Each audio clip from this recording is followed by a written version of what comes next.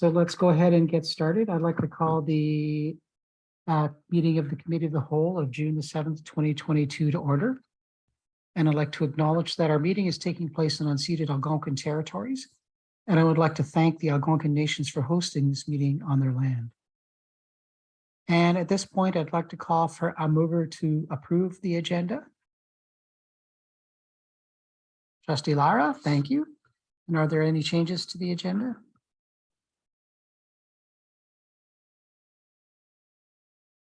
And seeing none, I'd like to call the question on the agenda. All those in favor?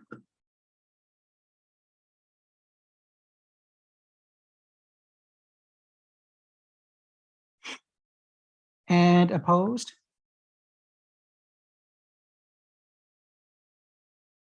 And we have an agenda. So thank you very much. So moving on to our delegations. And this evening we do have 5 delegations, 1 4-minute and 4 2-minute delegations. And so with that, if you could, if someone could bring in Davis Sachs. Through you, Chair, David Sachs isn't quite here yet, but I'm ready to let Kayla Estrin in. Okay, thank you. If you could do that.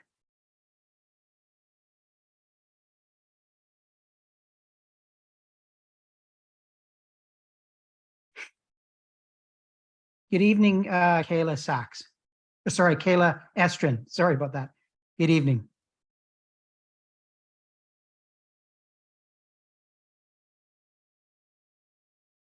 Good evening, Kayla Estrin. Good evening. Thank you very much. And you have a 2-minute delegation before the Committee of the Whole. I should actually.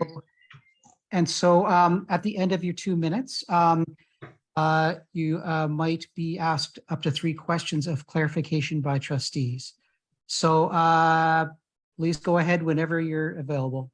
Sure. Thank you so much. Thank you for the opportunity to speak today. My name is Kayla Estrin. I'm the mother of 3 OCDSB graduates, and hopefully 1 more this summer. I'm a parent who has concerns about the way the board is managing the protests recently organized by the Palestinian Youth Movement of Ottawa. I support students' right to protest. High schools are time to push boundaries, to debate issues and ask questions. However, there's a line where respectful debate ends and free speech and hate speech begins.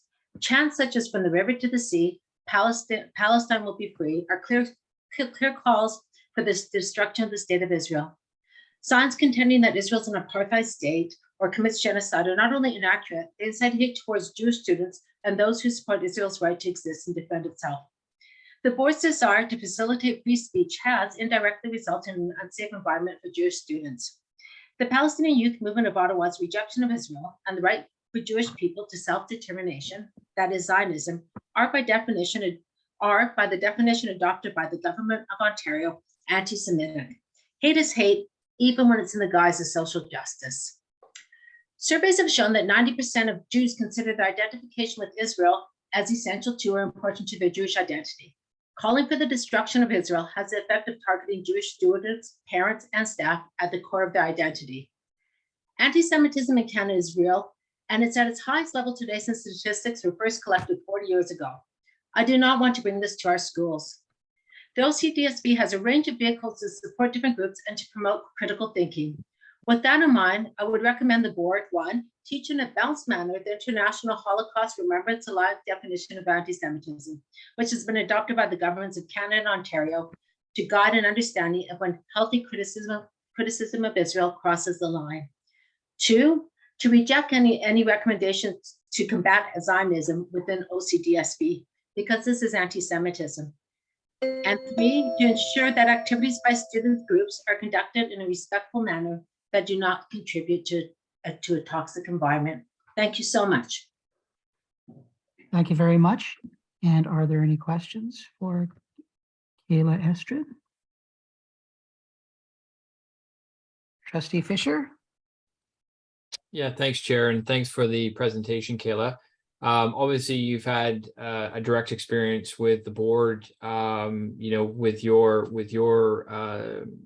children. I'm wondering if there are any specific issues that you've seen at the school level. I'm not sure which school your children go to or what zone you're in, but are there specific issues at the school level that you'd like us to be aware of from a board perspective? I know that the issue that you've touched on certainly impacted the whole board across the system, but in terms of your experience as a parent with the schools, are there issues that you want to make us aware of as a board of trustees? Sure, of course. I know of children who are not comfortable or worried about going to school, Jewish children that are students that are worried about going to school. And also, I'm aware of the protest that's coming up that I think is going to be on around the OCDSB this week, that I think is planned for June 9th. So those two things are a cause of, of worry and concern for me as a parent and as, the Jewish students going to schools nearby. Sure. I guess my specific question, if I can, Keith, is that have there been situations in your children's schools that you felt that were anti-Semitic or created a very difficult situation for your children that perhaps the administration of the school didn't handle properly or didn't have sufficient awareness of these issues that you think as a board of trustees we need to be mindful of? Because obviously there's district-wide issues that we need to be contemplating, but there's also these issues play out every day in some respects in our schools. So I'm just curious to know if you've experienced any of those and if we need to be mindful of that and perhaps think about how we're addressing those issues in our classrooms, in our schools. I think the discourse in some of the classes, I think my children have responded to them, but I think some of the conversations are concerned in terms of how Israel's being presented, etc. Okay, thank you. Thank you very much. And Kayla, do have a question from Trustee Campbell of clarification. Thank you very much. I'm no expert in this area. I know that it is an area that's quite fraught with opinions and certainly, and I hear you very much, heartfelt identification and other concerns. Still not being an expert in this area by any means. Certainly it does seem to me that the public outside of the school realm, the public discourse in terms of some of the Human Rights Watch, Amnesty International declarations recently do suggest that at least some of the matters, maybe not all, not obstruction of the state of Israel by any means, but at least perhaps some of the matters you listed may be a matter for fair debate. So I guess I'd just like, given that, sort of, I guess, objectively undeniable background context, I was wondering if you had a comment that would be helpful. Yeah, I think debate's helpful and the discussion of both sides of the issues it's good and would be encouraged. But when Israel is the only country that's pointed out, when Israel is the only country that is blamed for everything in the Middle East, one has to ask the question of whether that's Sure. whether that's an anti-Semitic portrayal, which there needs to be a balanced presentation of these issues, and I think that might be missing from some of the reports that you might have just mentioned. But a balanced discussion is fine. It's when Israel becomes the blame for everything that's happening in the Middle East, in that region, that's when it becomes a concern. And I get that. No, thank you. That's actually quite helpful. I appreciate that. I was wondering to the chair, perhaps whether staff, there are a number of delegations on this theme, whether the staff would be providing explanation and responses to what our current training and approach is to these kinds of questions.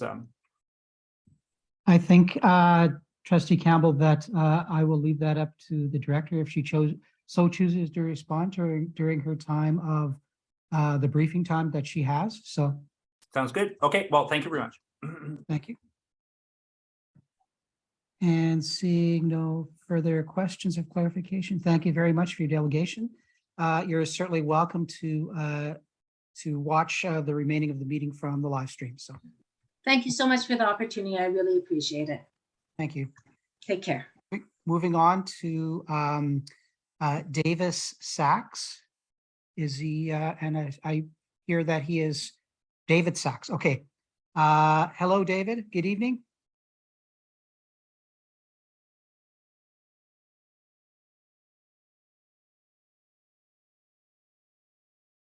Good evening, David. Can you hear me?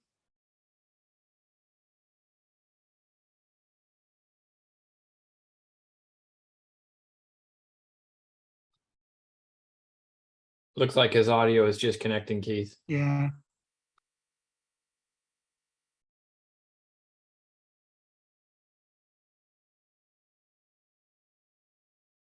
Good evening, David.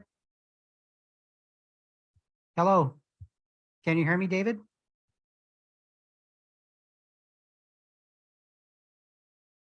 I think your audio is not working, David.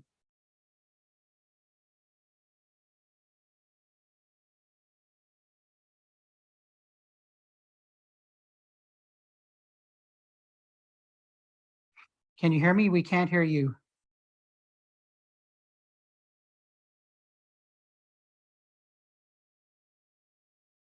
And so I would maybe suggest, David, if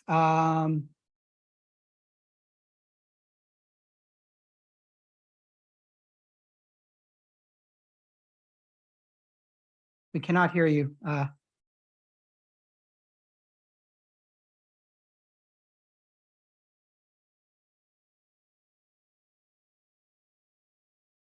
just going to send you a message.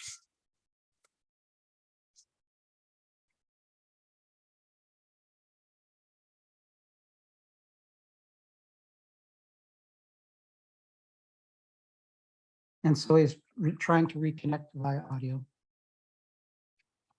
Reconnect his audio.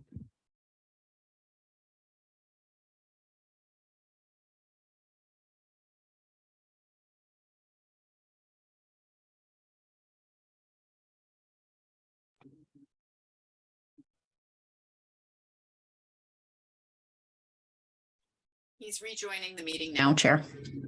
Okay.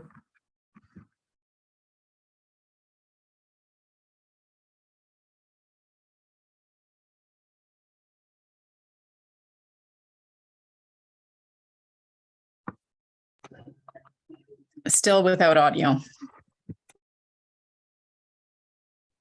Can you hear me now?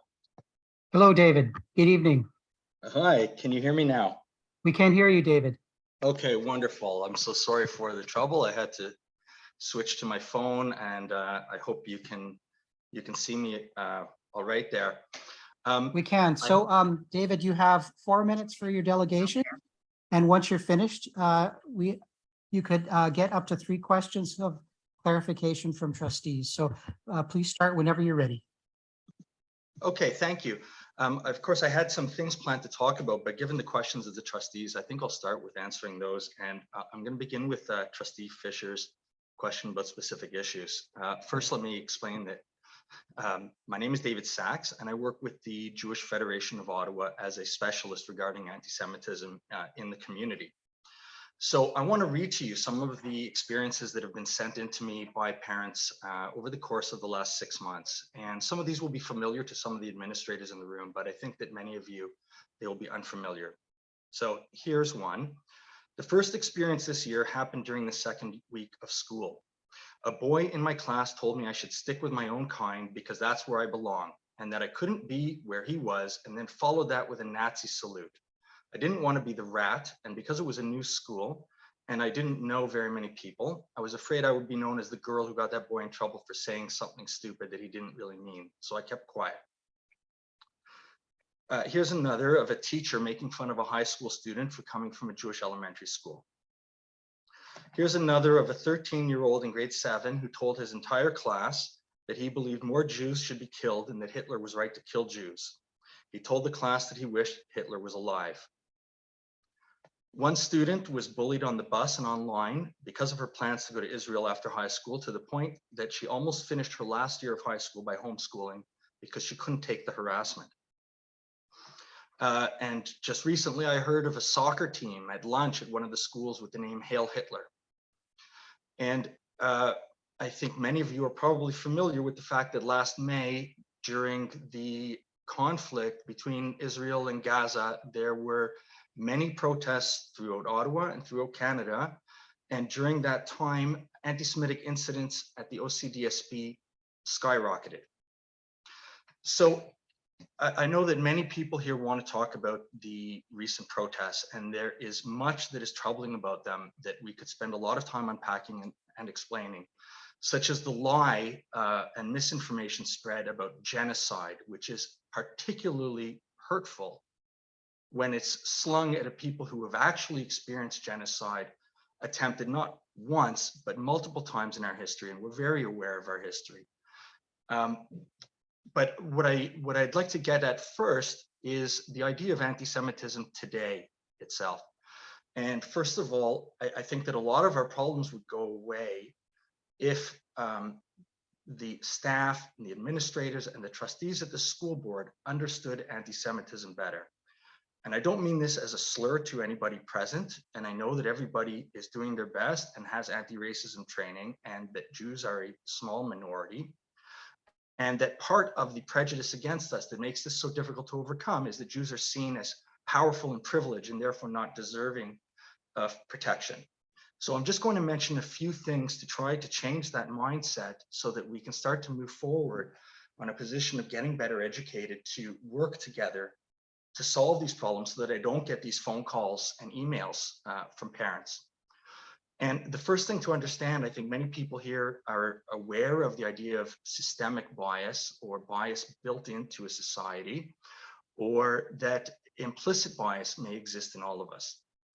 So if I tell you that anti-Semitism is a 2,000-year-old problem without break in the history of the West, and that I can point to every century of the last 20 and find you examples of ethnic cleansings, genocides, and other atrocious crimes against humanity committed against Jews in every single country in Europe, that should be enough to convince you that this is a historically endemic problem.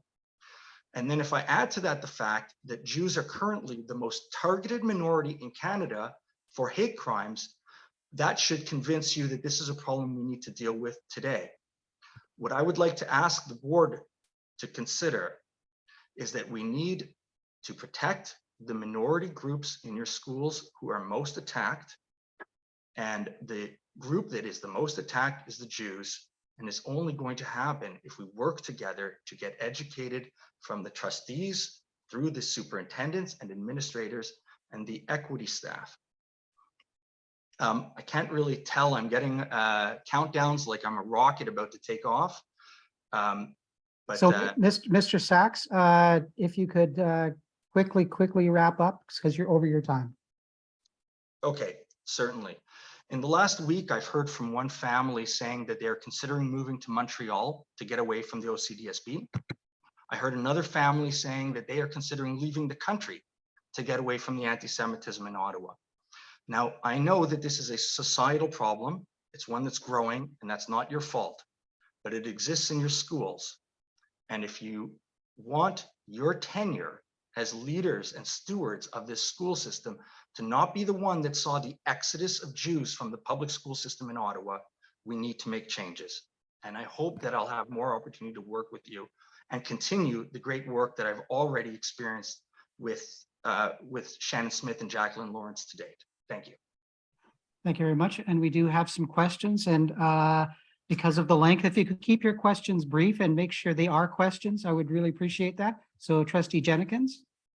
Yeah, thank you, Chair Penny, and thank you, David, for your delegation. I certainly heard the passion in your voice. So what do you feel that we can do as a board of trustees to ensure that the voices of our Jewish students and families are heard? Do you have specific recommendations that perhaps can help these voices be heard? Absolutely. And as I touched upon, it really comes down to education. And I mean that we need the leadership of the board to be educated, because if anti-Semitism is extremely complex, it is not similar to other racisms that we're used to dealing with and being able to recognize. And if we don't have that education, we will not be able to do the job. It's as simple as that. The education is key. Thank you very much. Moving on to trustee Fisher. Yeah, thanks, Keith, and thanks for the presentation, David. Really appreciate it. I guess I have one question with two parts, if I can. From a systems district standpoint, what I think I hear you saying is that we're not engaging as fully as we could be with the Jewish community, with our Jewish leaders in the city, to build that relationship, but also gain, sort of trust and understanding and knowledge. And I guess in terms of a potential solution, I've been sort of contemplating or perhaps recommending that the board create, and I'd say with the administration, and maybe this could be with the trustees, is some kind of an interfaith council where we're bringing together all of our faith leaders from around the city and really creating an avenue for building that relationship, but also building that knowledge, and whether or not you would see that as value. And because I think there needs to be trust and knowledge and relationships at the top. And I guess the second question I have for you is, as we think about this relationship and this knowledge as it plays out day to day in our schools, is there something beyond training and knowledge that we should be doing differently to make sure that we are being mindful of and properly addressing these issues when they arise across our 150 plus schools, right? So I see a district response, right, at the highest level, but I also see potentially a need to do better in our schools and in our communities. And so I would welcome your thoughts on how do we put in place the right kind of structures to build those relationships and that knowledge at the community level, the school level, but also at the highest level within the board. Do you have any thoughts on those, on sort of what we should be doing in those two areas? Well, you will be unsurprised to find that I do have thoughts on these issues. So first of all, regarding methods of bringing this information into the board, of course, interfaith councils are a great idea and go a long way to demonstrating tolerance to children. And there have been a number of successful programs in the school system that I know of in individual schools that have occurred along those lines. But what we really need is professional development, mandatory professional development at all levels on anti-Semitism. And we were working on that and building slowly, very slowly, but building. And I was very grateful for that work that the board was doing. Until 2 weeks ago, a speaker at one of the professional development sessions was pulled and was pushed out. And that was the Right Honorable Erwin Kotler, Canada's Special Envoy on Anti-Semitism. And I can't begin to express what a breach of trust and insult this was to the Jewish community, who were at that time concerned very separately with the Palestinian protests. But here is a man who is considered the world's foremost expert on anti-Semitism, who literally had a hand in writing the definition, who was called in to help write constitutions in other countries, and is the Prime Minister's chosen representative on this.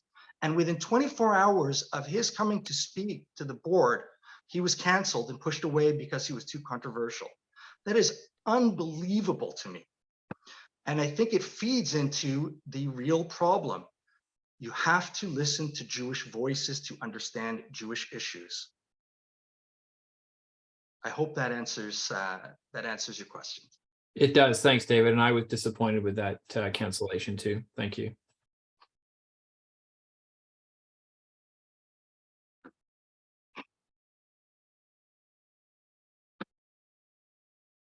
Trustee Scott.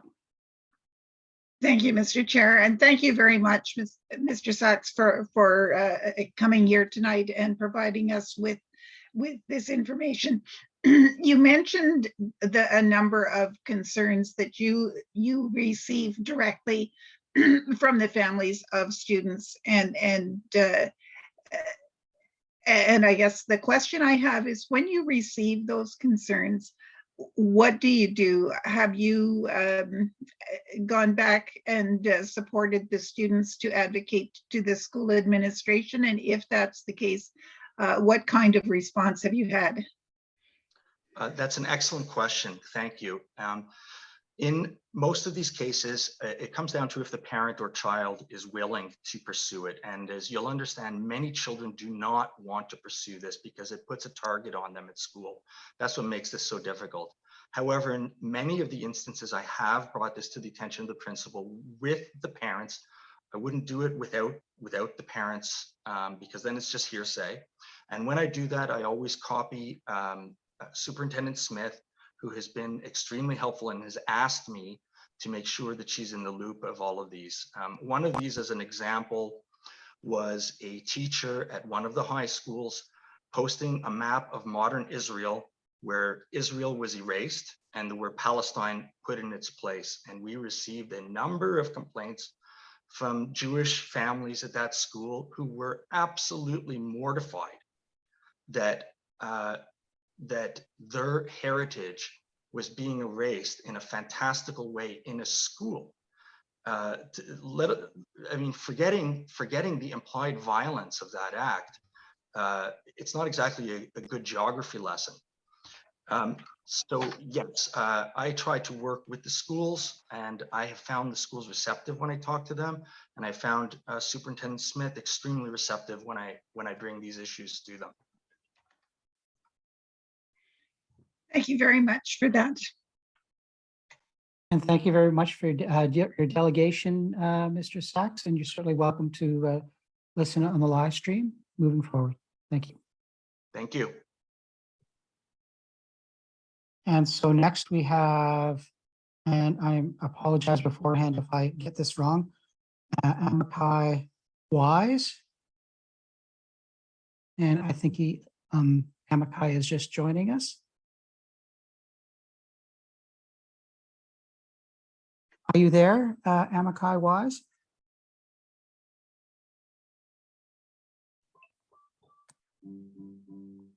Hi, I'm here. Can you hear me? Yes, we can. Thank you for joining us to delegate before us this evening. And you have 2 minutes to present your delegation. And afterwards, you may be asked up to 3 questions of clarification by trustees. So go ahead whenever you're ready. Thank you. I'm here today as a Jewish dad of 2 Jewish kids in the OCDSB school system. It's a privilege for me and my wife to be able to send our 2 girls to public school, where our kids befriend children from different religious, ethnic, cultural backgrounds and learn to coexist, accept, and embrace these differences in a manner consistent with the Canadian Charter of Rights and Freedoms. That's what public school is all about, right? I wonder. There's nothing novel about the fact that my kids in their young academic careers have had instances where they have been made to feel as the other on account of their Jewishness. A charitable, and I would like to believe accurate view of this is that their peers are still learning the boundaries of right and wrong. And I hope they are learning this lesson in the classroom with their classmates and with their teachers. They need to know that their schools are there to support them. And to properly support its Jewish students, education needs to go beyond Holocaust education. And I'm speaking as a grandson of 4 Holocaust survivors, because all too often there's an infuriating cognitive dissonance between commemorating dead Jews and listening to living Jews like me warn about the dangers of contemporary anti-Semitism. The murder of 6 million Jews happened in part because Jew hatred went unchecked and was allowed to follow its natural end. To chant slogans that advocate for the wiping out of Israel, that denies Israel's right to exist as the world's only Jewish state, to demonize Zionism and to dehumanize Zionists and Israelis is of a form of Jew hatred and, quite frankly, an incitement to worse. And you know what? It's not such a difficult intellectual issue to grasp. It's why hearing slogans shouting from the river to the sea, Palestine will be free, our students are genuinely scared, because that chant calls for the destruction of their Jewish homeland. I see the note, I'm wrapping up. Does the OCDSB have the will or capacity to protect their Jewish students, to keep them safe at school? And so the ideal of the Canadian public school, the dream of tolerance and coexistence, turns into a nightmare of exclusion for Jewish students. The obvious place to start for the OCDSB is to adopt the IRA definition of anti-Semitism. This is not a contentious proposal. The UN Special Rapporteur on Freedom of Religion recommended it as the accepted definition in his action plan to combat anti-Semitism released just last month. Please do the work and properly educate your staff on the dangers of all forms of hatred and racism, including anti-Semitism. Don't leave Jews out, because all kids should be able to, including Mr. Wise, can I ask you to finish, please? Yeah, including Jewish Zionist kids deserve to feel safe in schools and be comfortable in bringing their whole selves to school. I'm begging you, please enable them to do so. Thank you very much. And is there any questions for Mr. Wise? And seeing none, I'd like to thank you for your delegation, and you're certainly welcome to watch the rest of the meeting on the live stream if you wish to do so. So thank you very much. And moving on to Talia Friedhoff.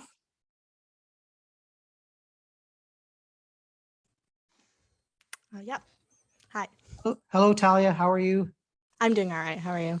Excellent, excellent. So you have 2 minutes to speak, and you may be asked up to 3 questions of clarification from trustees, if that's okay. Yep, for sure. Thank you. So just go ahead whenever you're ready. In September, I gave a delegation on my experiences with anti-Semitism as a Jewish student in the hopes that it would create change in our school board. Since then, a Jewish educators group within the OCDSB was established. 3 optional staff workshops on anti-Semitism were offered. 5 Google Meets for Jewish students were run for Jewish Heritage Month. And I personally met with staff and board members about anti-Semitism.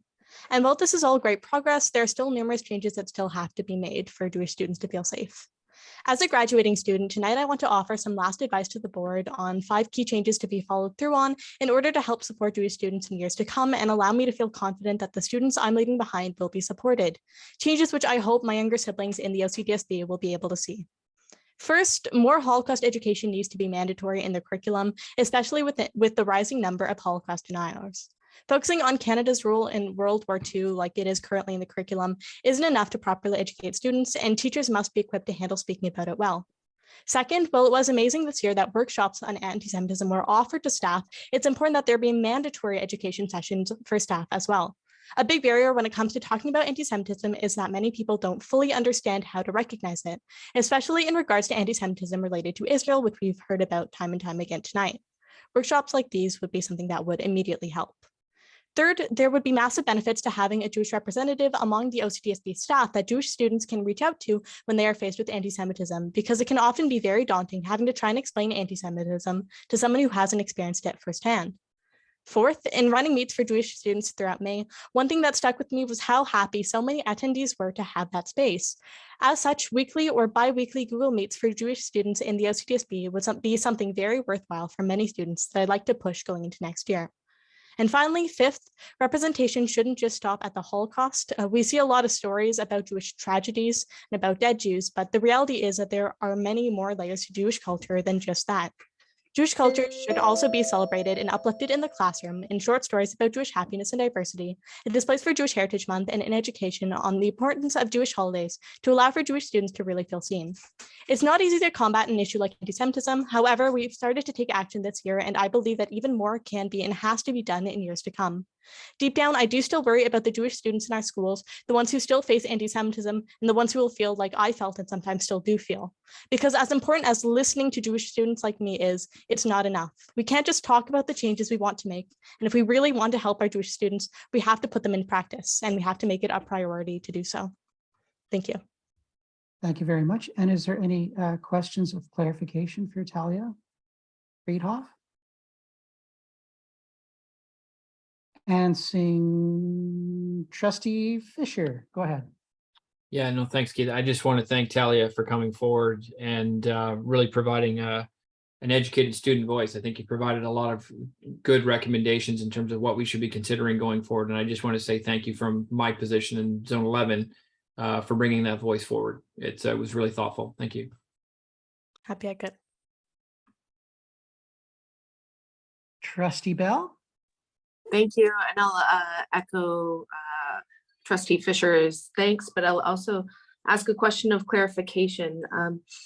Or have you experienced within your education at the OCDSB a space where you have felt comfortable coming forth and having these sorts of discussions and dialogue, especially when it comes to varying and various opinions? And what did that look like? If you could speak to that, Talia, that would be great. So if we're talking in regards to the board as a whole, I've been lucky enough to meet with a couple of different members of the board, including Attendee Smith and Jacqueline and Carolyn and stuff. And it's been really helpful in being able to kind of have a voice and put that forwards. And I know that, with that, we were able to organize a couple of different things, including, the Meets for Jewish Heritage Month. And I think that kind of thing is, crucial in continuing to do this after I'm gone with other Jewish students and, other Jewish staff and Jewish people in general, because that is the most helpful thing is, now we have these ideas, these voices, and we need someone to put it forwards after kind of being educated on this. If we're speaking in terms of the actual classes, which might be a slightly different direction or things like that, but it often feels really, really difficult to speak up as a Jewish person in classes, in my experience. Especially, I know we've come up with the topic of Israel time and time again, but anytime that comes up, it feels really, really hard to speak up. And kind of as a result of a lot of the information online, sometimes it can feel really hard even to speak up and be like, hey, I'm Jewish.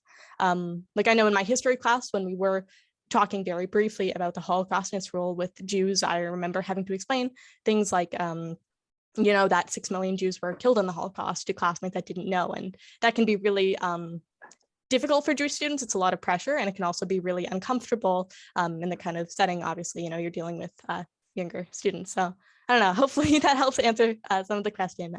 Yeah. Thank you very much. And there is a question of clarification from Trustee Jenkins. Thank you, Chair Penny. Thank you, Talia, for your presentation. Do you think it would be helpful if the board had perhaps an equity coach that would, support the education aspect? So certainly, yeah, I think that anyone on the board that could, it would be their place to handle something like that. But yeah, definitely an equity coordinator working with specifically, Jewish communities. And then also, like finding different resources that aren't necessarily, like if we're talking about things like Holocaust education in schools, or even like more positive resources, or, I say positive, but more like, happier, I guess, in terms of things like short stories about Jewish pride. I think that that's really important to collaborate with Jewish communities about, and to find different things that can be shared in class that are actually made by Jewish people. So like if we're thinking in a class where they're teaching about the Holocaust, having the class actually listen to a survivor testimony instead of maybe listening to their non-Jewish teacher kind of awkwardly try and stumble around some of the topics. So really letting, I guess, Jewish people take a lead on that, but definitely having that would be super helpful to have someone who could actually put it into action once we have those resources and start to find those people. Thank you.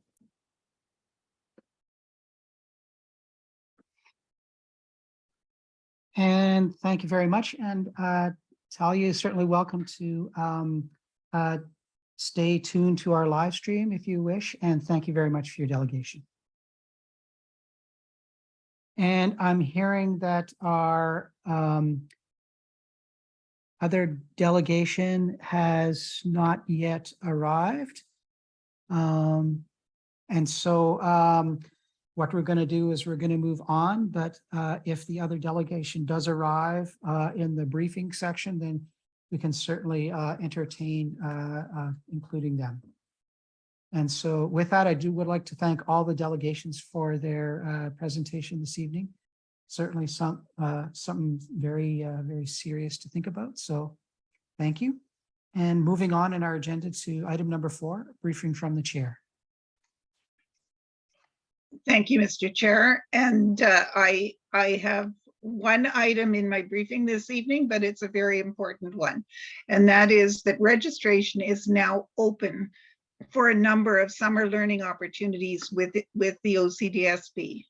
This includes summer school for students in grades 6 to 12, Indigenous summer learning for Indigenous students in grades 8 to 12. The 2022 Sankofa Summer Academy for Black Youth for grade 8 students who are entering grade 9, or for high school students who have not yet completed their grade 9 English. We also have one program for 2S LGBTQ plus voices, Building Bridges program, and that's for 2S LGBTQ plus students entering grade 9, or 2S LGBTQ plus high school students who require an additional credit. You can learn more about these great programs, and please register on our website. There's a lot going on this summer, and I hope that a lot of students will take advantage of that. Thank you. Thank you very much. And is there any questions for the chair on her report this evening?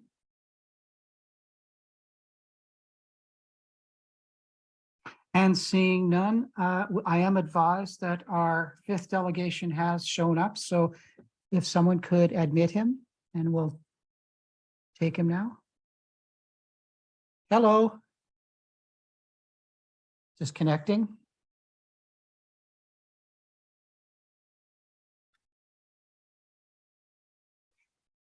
Hello, Mr. Kareen, if I pronounce that correctly. Sorry about that. Can you hear me? Can you hear me? Hello? Unfortunately, we can't hear you.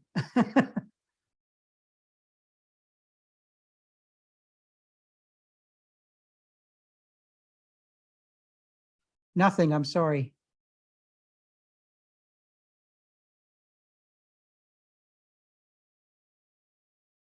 Nothing. Okay, so reconnecting.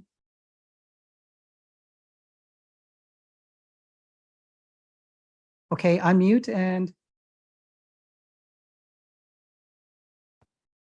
Can you hear me now? We can hear you now. Oh, perfect. Thanks. We got Thank all you. of our technical issues resolved. So you have 2 minutes for your delegation. And at the end, there might be up to 3 questions of clarifications. Sure. Please. Sure. Begin whenever you're ready. Thank you. Thank you. So my topic is similar to previous representative. Actually, I don't know any one of them, but I'm wondering if you can see how pain all this, what happened, is that all many people speak about it. So I would like to speak about unacceptable political events, protests, flyers, signs, flags, fake information, anti-Semitism in OCDSB schools and school areas. I mean, inside of the schools even. OCDSB didn't approve any of these events, actions, but they continue to do it regularly inside of OCDSB properties. It's illegal events and mostly organized by Palestinian youth movement of Ottawa. After these events, many Jewish Canadian students don't feel comfortable and very confused. I have a picture that posted by Palestinian Youth Movement of Ottawa, says, let's show to OCDSB they can't shut up and censor Palestinian school anymore, which means they know that they do illegal actions inside of OCDSB properties against OCDSB policy, but they continue to do it anyway. So just example, the sign, one of the signs that they have, what people also show you from the Palestine, from the river to the sea. That means that all Israel should be destroyed and all Jews should disappear. Our family and other families started to discuss about taking our kids outside of OCDSB schools and even live in Canada. We don't feel safe, and OCDSB doesn't do enough to take all political events outside of school and protect our kids. A few days ago, I received a message from my wife. I can show you SMS message. Let's go. Let's back home. So this is because of what happened. I sent emails and flyers of illegal protest to managers of OCDSB. I didn't receive even one answer. Just our principal takes it seriously, and he took himself to remove all flyers like that from the walls of the school of OCDSB properties. If you have 1 minute, my time is finished, I think, I can give you example what happened to my kids in school. Can I continue 30 seconds? Actually, What happened to my kids? It's a life if it's just example. very brief, please. Very brief. I check computer of my kids sometimes when they don't see, and I saw that one girl sent to my son message, "Oh, you Jewish," and sent him pictures of Holocaust, Jewish concentration camp, Jewish people from concentration camp to his email. One girl calls to my son, Jewish. She say, "But we friends. Why you call me?" Muslim girl, she called my son Jewish. Several years ago, they had the culture lesson in school, and kids bring food from their original country. One girl told to Jewish kids, near all class, you stole our food, you stole our land, and you stole everything from us. Near all class, teacher didn't tell anything about it, and this was okay. So it's only solution to stop all protests, meeting, flyers, group, flags, inside of OCDSB's properties. This is a solution.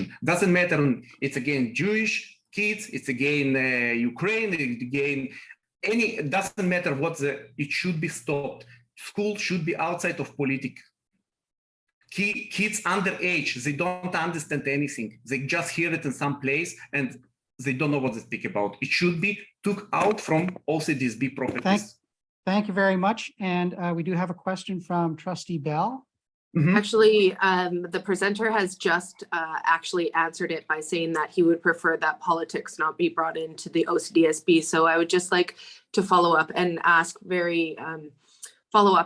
that the education director speak to the to our practices when it comes to talking about the state of the world and politics and human rights and from all different perspectives in the classroom. If she could speak to that, that would be very much appreciated. Thanks. Thank you very much, Trustee Bell. Any further questions for the delegation? So everything should be. Seeing none, I'd like to thank you for your delegation, Green, and you're certainly welcome to watch the live stream. Why also this B team don't answer to any emails? I send them pictures, flyers, all illegal information, all what we have inside school, zero email back from OCDSB management. Why? Thank you very much. I'm certain that through your delegation, you've stimulated the conversation. So I'm that someone's going to talk to you. So thank you. Thank you very much. Thank you. And with that, again, thank you very much for the delegations, and moving on in our agenda to briefing from the director.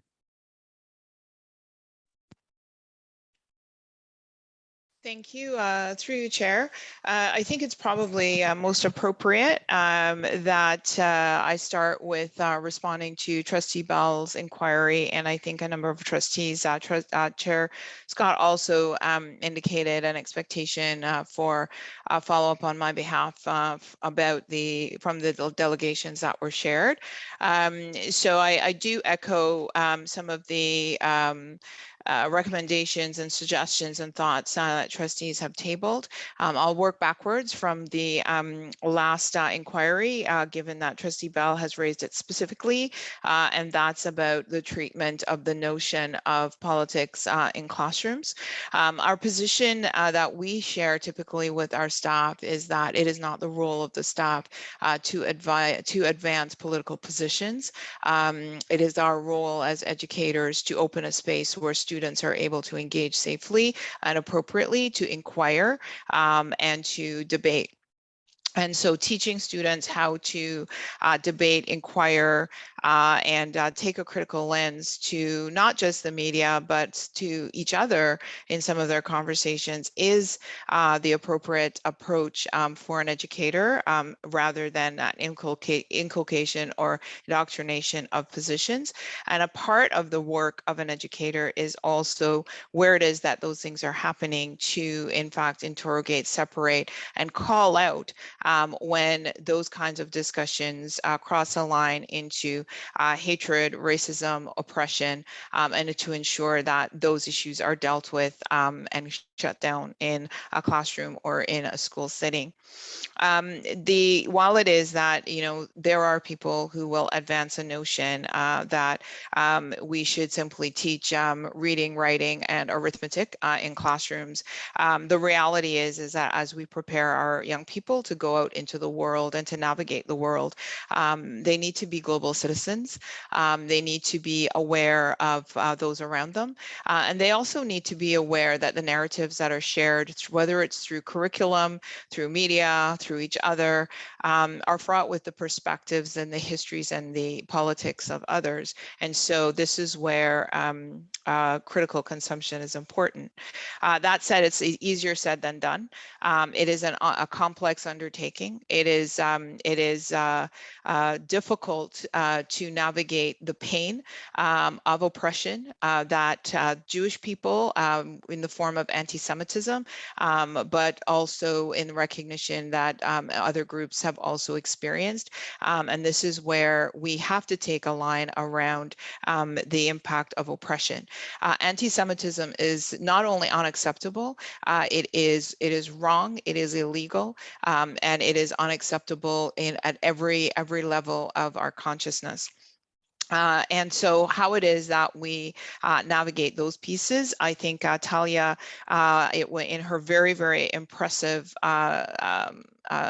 expression of her concern and experience, gave us very, very tangible work to contemplate.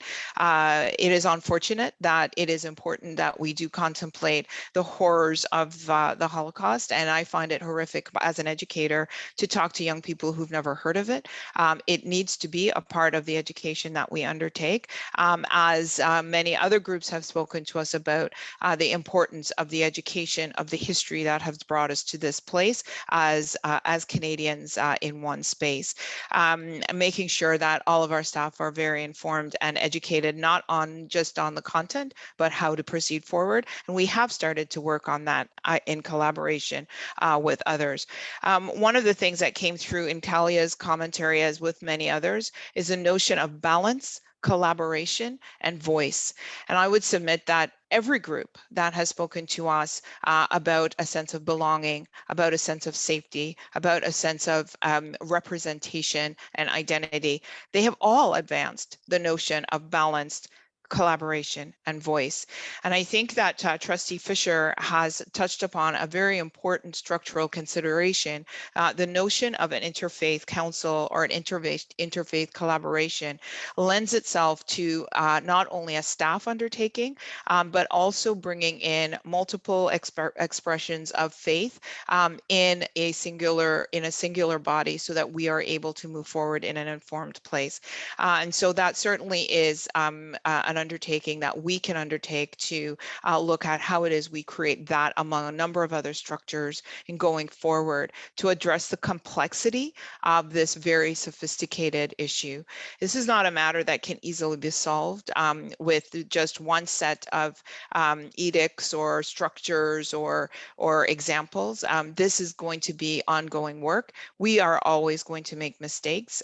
There are going to be opportunities to fix them, but we also have to recognize that a part of this work, and I did speak with a Jewish educator last year to help me to understand some of the work that needs to go forward.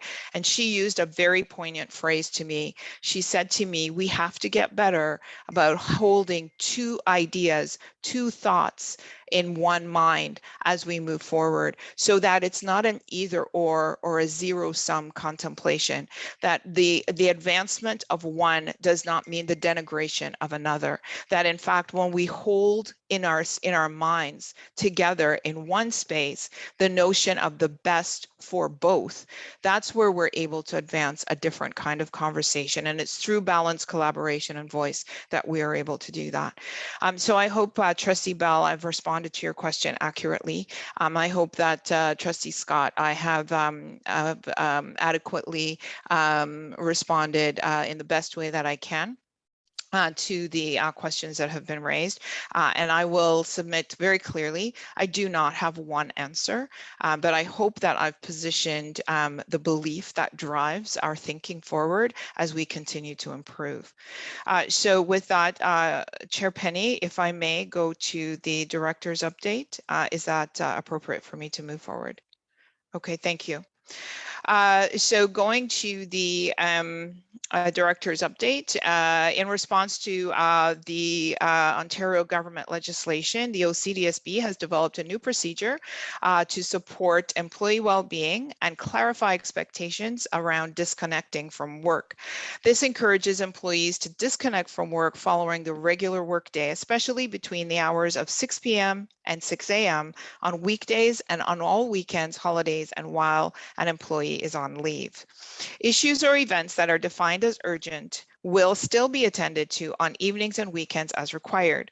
For other messages, although employees can still receive messages, emails outside of their regular workday, they will not be obligated to review these communications until the end or until the next workday. Our hope is that this change in practice will help us to better support student well-being and achievement by being more mindful on how and when we send and review digital communications as a district. Parents and guardians and eligible students will soon be receiving report cards via email. The Students Ontario Education Number, OEN, is required to access the report cards. If help is needed in finding this number, we ask that parents please contact their school now, as there will be limited capacity for schools to respond to queries once the school year ends. And that closes my update at this point. I do know that we typically go into the COVID update afterwards, but I do believe, Chair Penny, that a number of trustees have questions at this time. That's correct. I was just going to suggest that we pause at this point to have questions. So we'll start with Trustee Scott. Thank you. And thank you, Madam Director, for your update. Regarding the new procedure around disconnecting from work, one of the challenges that we as trustees sometimes have is that we do not have regular 8:30 to 4:30 work days as far as board work is concerned. Many of us find that the only time when we are actually free to do board work is in the evenings and on weekends.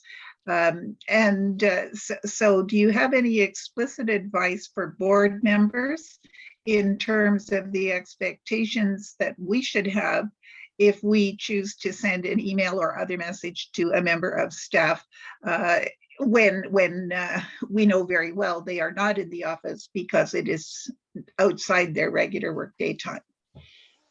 Thank you, Chair Scott. It's a good question, and it is one that we discussed at the deck table as well as we were putting this procedure together. And we do recognize that not just trustees, but also members of our advisory committees carry on some of their contemplations after work hours. And so one of the things we've talked about is the whole idea of the famous scheduled send. So the whole notion that, certainly questions may come forward. They may be scheduled so that they are received at a certain time after 6 o'clock in the morning going into a work day. The second piece is, while it is that certainly trustees or members of the public may send messages after work hours, just an understanding that a receipt of a response may not come within hours, but may come during the following workday. Thirdly, we do recognize that there are some situations that may be urgent, and so where it is that is the case, we certainly do try to mitigate and to support where it is possible. So while I would like to say that no one is looking at their messages, I don't know that is true, that no one is looking at their messages, but it's not guaranteed that this kind of communication will be noted in the same kind of timeliness as it is noted during the school day. But we do recognize that emergencies do take place, and we have some structures to address an opportunity to deal with emergencies should they occur. Thankfully, those tend to be in the minority of cases, and so we do know that it will be infrequent where that will need to happen. So it's essentially just trying to create an understanding, Chair Scott, around how it is that we are trying to mitigate and look after not just the well-being of those around this table, but of those in our schools and in our places, our business structures as a part of the district. Thank you. Thank you very much. Moving on to Trustee Lyra. Thank you, Director. I was wondering how you decided 6 to 6 were going to be the business hours of the board. I'm sorry, could you repeat the question, Trustee Lyra? How did you decide that 6 to 6 are going to be the business hours of the board? So Trustee Lyra, and through you, Chair, we didn't decide that those were the hours of the board. What we did speak about were those were the hours between which staff as the district would conduct business. We do recognize that a lot of people will receive messages prior to the 8 o'clock workday. We try to be generous in the contemplation of what the before the workday and what the after the workday in terms of time in front of students, for example, or time in front of, in meetings and so forth.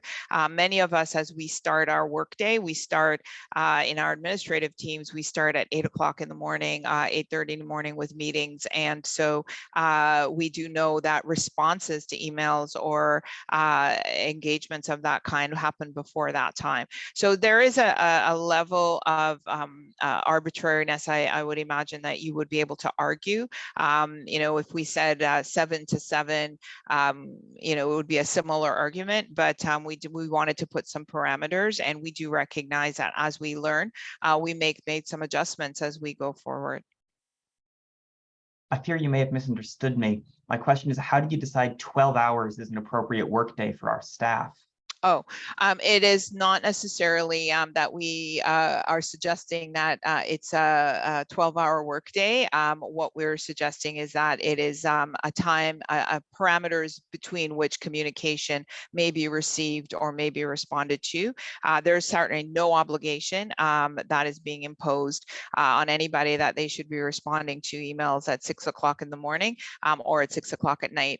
But one of the things is setting some parameters around when it's reasonable to send things is more like the question. So for example, I will use myself as the example. I'm a late night person, and I'm very famous for sending things at 12 o'clock at night. And now I try to mitigate that practice and wait until 7 o'clock in the morning for these things to be received. I have no expectation that anything that I send at that time of night is read, but there is also no expectation of me that I am sending those messages or anybody else at that time. So it's simply parameters for communications. Trustee Lyra, it is not an expectation for work. I see. Thank you.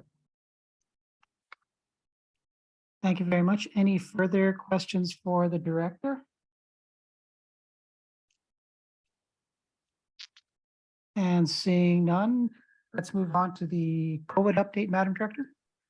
So with your indulgence, Chair, I'll turn it to Associate Director Reynolds, although I don't believe that there is much to report at this time. Associate Director Reynolds. Thank you. Through you, Chair, we actually do not have a COVID update this evening or anything to update the board on, but if there are any questions, we can answer them. Not a problem. We do have a question from Trustee Bell. Thank you. I've been receiving quite a number of emails with regard to graduation ceremonies. From what I understand, Ottawa Public Health has given advice pertaining to these celebrations.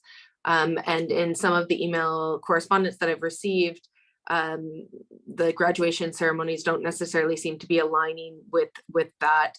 I wonder if Associate Reynolds could speak to the parameters from which schools are operating those graduation ceremonies and big groups of people. I'm particularly interested in how we are strongly encouraging masking at indoor events. Thanks.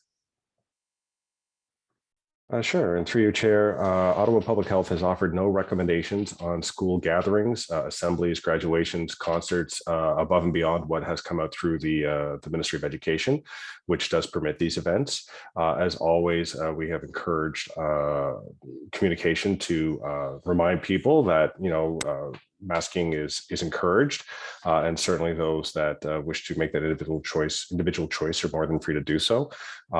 Some schools have put in additional measures to try to reduce the number of people in place for any one of these sessions. I know I have a graduating student this year, and my high school is the high school which my child attends has broken the graduating cohort into two, and so we're seeing some of these solutions as well. Many schools have undertaken efforts to reduce the length, the duration of the commencement service, so that people are congregating for less time, as well as other opportunities to increase ventilation and take advantage of some open air spaces. Those are some of the types of measures that we have in place, but we are aligned with the provincial guidelines. Okay, great. So just through you, Chair, quick clarification. I understand that Ottawa Public Health has guidance on social gatherings and indoor gatherings that are to be taken place, especially with regards to higher numbers. And so my question in particular is, have we given guidance as the OCDSB to follow those instructions and or any additional beyond what the province has or has not said? Thanks. Sure. And just to clarify, we have received no recommendations from OPH applicable to school assemblies, celebrations, or gatherings. They are under different set of guidelines from the various provincial authorities than regular public ones. As always, though, we're trying to incorporate many of the same elements in terms of encouraging masking, encouraging hand hygiene, taking advantage of ventilation, things of that nature. But there are no specific ones in addition to schools, in addition to what has been received from the ministry. That's all for me. Thanks. Thank you, Trustee Bell. Moving on to Trustee Jenikins. Thanks, Chair Penny. My question is in regards to school bus cancellations. It seems we're still experiencing a number of school bus cancellations, some long-terms, some short-term. What is our current protocol for communicating to families when there is a cancellation of busing? Because it seems that there's certain buses that are regularly canceled now, and yet the parents need to make arrangements. Is there, a heads up time, or are they getting first thing in the morning at 6 a.m. or do we have more information that we can give them a longer heads up? Chair. Oh, sorry. I was just going to do CFO Carson. Thanks, Chair. OSTA, who manages transportation, does have two categories: long-term cancellations and short-term. The long-term are parents are notified, I believe, directly if we have their email addresses by OSTA, and then are constantly reminded to double check the website. Some of those long-term cancellations have been there for a while. Parents can sort of make plans. I know there was a surge in driver bookings the last 3 weeks, partly as a result of the storm. Some we're not sure about, and we've seen that. Those are short-term. OSTA, as soon as it is aware from the carrier that it won't be able to fill routes, will try to get those messages out to parents. Usually, if they've heard from the company by about 7 o'clock the night previously, they can get those out. Otherwise, it's first thing in the morning. I think some of OSTA's staff begin at 6:30 or 7 with that information. Sometimes it isn't until 6:30 that the operator finds out that the driver is booked off. In those cases, they start out as short term, and unfortunately, sometimes it takes 2 or 3 days to determine it's going to be a longer term problem, or that the carriers fix. Sometimes they better put a spare on for 1 day and find out that that just won't work. So I think that is OSTA's protocol. I think if there's, I think you could always ask or suggest that people contact OSTA directly for additional information if they have been one of those parents whose family has been affected. Hate to say it, but sort of semi-regularly by these cancellations. And we do know some geographical areas have been hit harder than others, just because of the nature of the employment situation of some of those carriers. Thanks. Thank you. Thank you very much.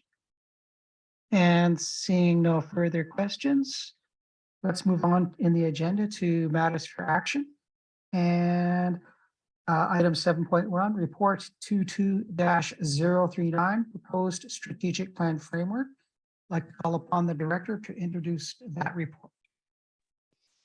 Thank you. Through you, Chair. I will turn it to Executive Officer Giroux, and we have our lead strategist, Andrew Rahim, with us as well. So Dr. Rahim will be supporting the representation of this report. So over to you, Executive Officer Giroux. Apologies for that. Thank you very much. So we've reached the point in our cycle of work where it's time to start thinking about our next strategic plan. Our current plan is in place until the end of the next school year, but our planning process runs for about 1 year. And so we have been working on what that process might look like. And as the director indicated, our strategic business analyst, Andrea Rahim, and I have been taking a look and reflecting on some of the feedback we've received from trustees and senior staff and members of our community, and are pleased to present to you tonight a short overview of the planning process that we're proposing going forward. So if we could have the, thank you. Next slide, please.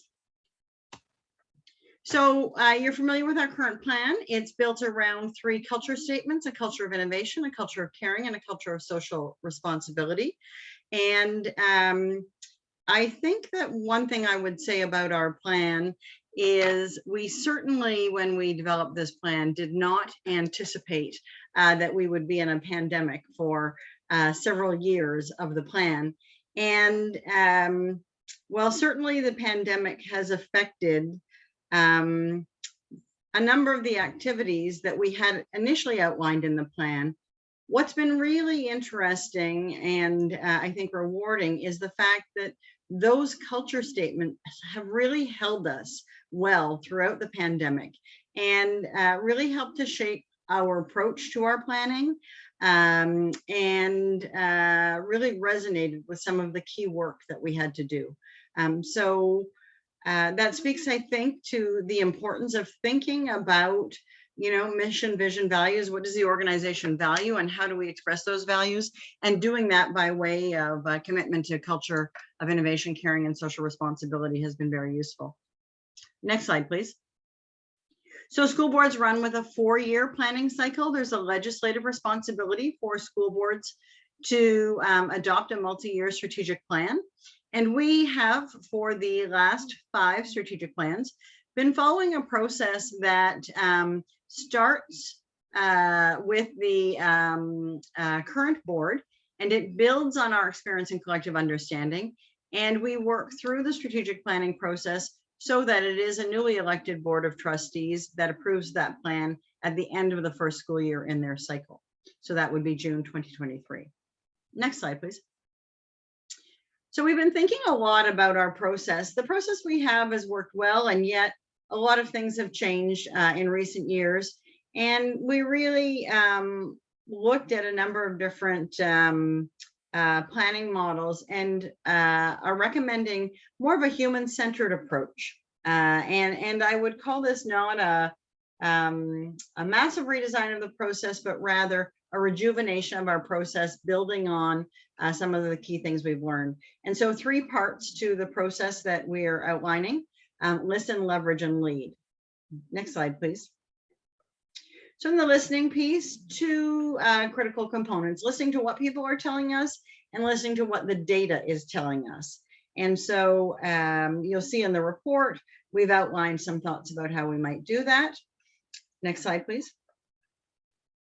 In terms of leveraging, So leveraging what we learn. And when we think about that, you know, if we work through that listening stage carefully, both in terms of collecting feedback, but also using the data that has been available to us, and then leveraging that information, using the insights to set priorities, collaborating, thinking in a more integrated way about budget decisions and strategic risk, and how we might bring those pieces together to build a plan that's good for the future of the district. Next slide, please. And finally, the leading piece. And so leading with care and leading with purpose. And we talk about leading with care. We really come back to that human-centered approach about creating awareness and building connection. We talk about leading with purpose in terms of monitoring and measurement, the transparency and accountability of the plan, and making sure that within our practice, we have the capacity to adapt and revisit as necessary. Next slide, please. So timelines, as I indicated, we start now. We will be working with other departments to begin work on an environmental scan. That's a data report that we present to the board, and that data report will come in late November or early December. Looking at a consultation period that runs from probably October to February. And then the development of the plan happens. We take all of that feedback, and between February and April, we come up with a draft of the plan, do some consultation on that draft plan, and ideally would have the board approve that plan in June of 2023. Next slide, please. So we talk a little bit in here about ownership capital, and we talk about ownership capital in this slide because one of the big findings in our employee engagement survey was that employees didn't necessarily feel connected to our current plan. And we really want to make sure that we develop a plan that really captures that feedback. So that listening piece, and making sure that we capture not just the words, but the essence of what internal and external stakeholders have to say. And so you see in this quote, it talks about asking for advice. And that kind of thinking has really reshaped some of our thinking around engagement, thinking about questions around how your lived experience has informed what you think our priorities should be, and advice on how we might be more successful. Next slide, please. In terms of what's different in this plan, one of the things we're looking for in the consultation is that the board plays a very active role in the planning process. So today we're here to talk about approving the framework and the schedule. We hope to bring forward an environmental scan that allows for a robust conversation where you're looking critically at some of the data points and understanding how they inform, and also looking for the board to play a more direct role in terms of seeking input and advice from stakeholders. And so increased opportunities for leadership on the part of trustees in our conversations with stakeholders through co-hosting some community meetings. Next slide, please. So you'll have seen in the report itself, we talk about 3 kinds of conversations. So authentic conversations, these are designed to be more casual. We use the word interviews here, but direct conversations by senior staff and trustees with members of different stakeholder groups.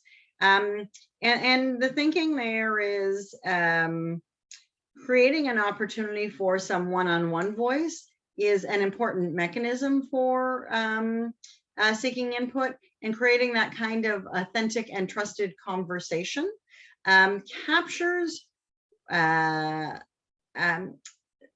maybe a richer qualitative conversation, and it's one method of conversation. If we go to the next slide, please. So the next piece is strategic conversations. So something we've done more traditionally, that would be working with our partners and organized groups.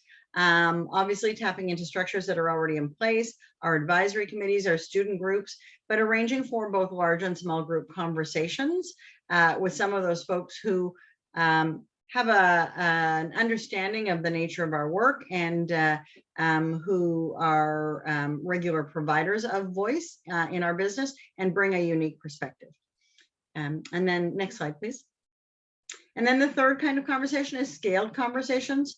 So these would be broader conversations with parents, guardians, community, and public. And these would be hosted sessions. We're thinking about sessions that are hosted by a panel with some trustee representatives, superintendent, and staff, geographically distributed across the district, and sessions that are really designed for listening. So coming together with a short presentation, but really an opportunity for us to try and build on that authentic conversation, but with larger groups. And so you'll see that we've tried to recognize that different folks may want to participate in different ways, and this allows for that. And of course, we will continue to allow for people who just want to contribute to the process electronically and provide their input that way. Next slide, please. So in terms of key elements, we talked about the environmental scan. Over the course of the current strategic plan, we have adopted a strategic enterprise risk assessment model, and we're bringing that into the strategic planning process. So that's a piece there. We will continue to make resources available on the website, including consolidating a number of data points that we'll be looking at. And we'll be continuing to report to you on our current strategic action plan and our action trackers so that we can report on progress and reflect on what's in our current plan and might carry forward. And of course, there are a number of ministry strategic planning resources.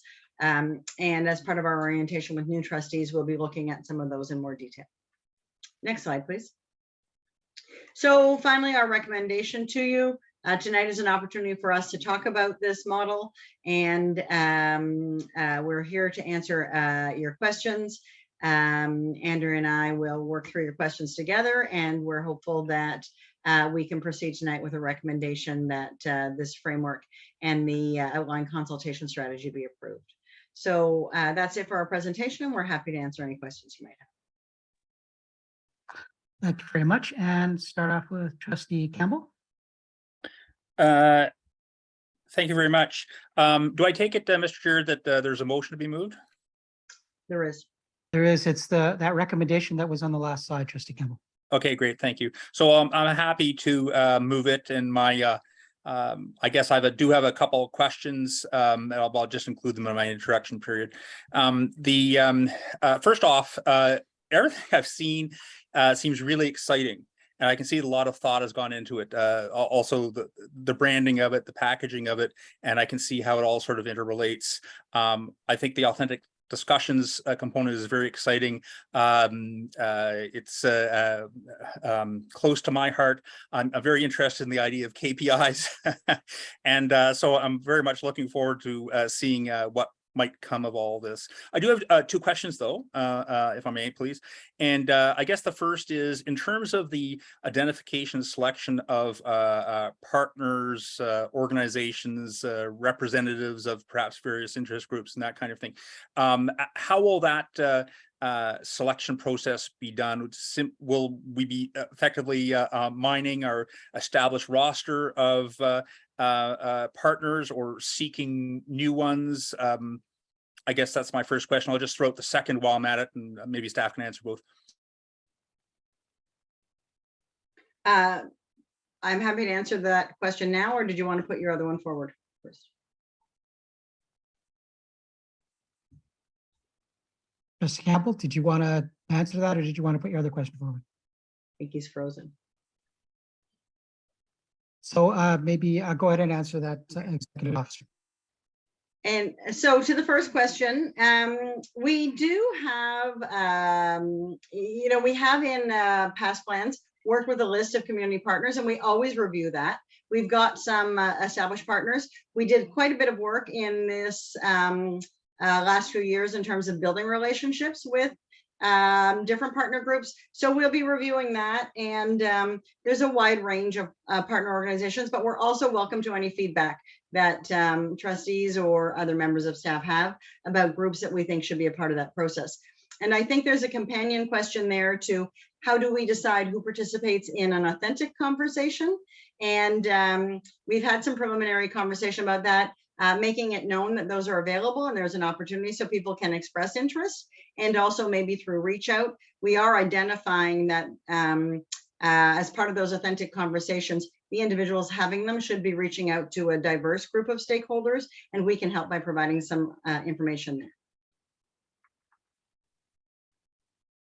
Okay, thank you very much. And I don't see Trustee Campbell back. I think he signed off, so we're going to move on, and he can come back a little bit later to Ms. Miller. Go ahead.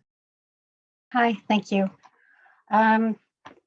When I read this, to be honest, I was pretty disappointed because I see the same message as in the last one, and years have gone by and we still have Indigenous and Black students graduation rate only at 60%. So 40% of these students are not graduating year after year, and their lives changed because of that failure. Their parents anguished because their child has not completed their education, and it's really disappointing to see that. Again, you're asking for consultation, you're asking for input when you've already asked and it's been given. So you know, I also saw on point 2 where, you know, this is talking about consultation, leverage what's already been learned. You know, look at it and listen, like it says here, listen, you have, I mean, I know that you're going to do the consultations, but you know, listen and learn to what's already being said. Otherwise, you know, it gets a bit old. You know, this consultation time after time and not being listened to, not acting on that. In point 4, I see designed to build trust. This really jumped out at me, and I suggest you edit it to say designed to earn trust, which is something with what's not being done now. You know, the failure of those students. Really, you have to earn the trust by listening and acting, and acting in a way that is actually impactful, not the piecemeal, a graduation coach here, a team member here. That is good, but 40% not graduating year after year after year, this needs more than that, right? So, you know, I was really disappointed to listen to the budget meeting the other night and see that you know, there's this huge problem, and I just wonder if staff had prioritized this. It is equity, right? It's equal opportunity to graduate. If staff had prioritized that, what would the budget look like? And yeah, so those are my thoughts. I know everyone's I know you're putting your work into it, but there needs to be action behind these plans that really make a difference. Thank you. Thank you very much. I appreciate the feedback, and I hear the frustration, and what I hope is that through this process and in these conversations, there will be an opportunity for us to maybe dig a little bit deeper into some of that and to try and understand where we might need to adjust practice and what strategies might get at moving the needle in some of the areas that the speaker identified. And to the other comment about earning versus building trust, I certainly hear that. And I hear your thoughts about building on the feedback we've already heard, and certainly will go back and take a look and make sure that we're doing everything we can to incorporate those pieces. So thank you. Thank you very much, Executive Officer, and thank you, Ms. Miller. Moving on to Suzanne Lyon.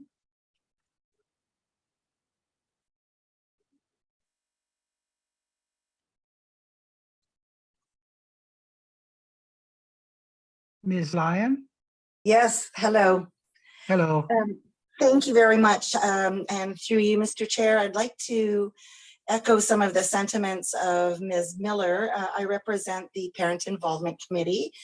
And my question for Ms. Giroux and the planning team would be, is there an opportunity for input from, let's say, stakeholder groups that would not necessarily be hosted by a staff member or a trustee? Because one of the things that the Parent Involvement Committee does and would like to do is to organize sessions with different parent stakeholder groups. In my case, I'm particularly interested in organizing a session with Inuit and First Nations and Métis families and parents in Ottawa, and in particular in my zone area, which is in the West. And would that kind of an event be a forum that could gather information that would be accepted into the planning process? Because to echo Ms. Miller, there's much research and many studies and many focus groups and consultations that have taken place with various equity groups. So I think that some of that can be mined, but there's also new issues emerging all the time, and we need to capture that as well. Thank you. Thanks very much. Certainly, we're looking for ways to increase engagement, and definitely can talk to our advisory committees and some other partners about ways that we might do that, and might inform that. So if that's something that in your case pick has some thoughts on, we'd be happy to do that. And I don't know, Andrea, if you want to speak a little bit to some of the thinking we've done in terms of bringing advisory committees together and what that could look like. Sure, yeah. Can you hear my volume okay? Excellent, yeah. Thank you. So our plan for the advisory committees is to really have an opportunity to create some synergy across different committees. So ideally, these meetings would take place virtually, where we'd be bringing multiple groups together in one virtual meeting, where we would have some sharing of information, but then also having some breakout groups where each committee could sit together as a group and really help strategize. So the idea for this is really twofold. One of those being that we would get feedback that we could use in the strategic planning process, and the other one being to really use these groups as a resource in the development of other strategies, specifically to reach stakeholders that maybe don't traditionally engage in this kind of process. So I really like the idea of PIC or other committees getting involved in this process and maybe helping collect some of that information for us and share it with us to use in our process.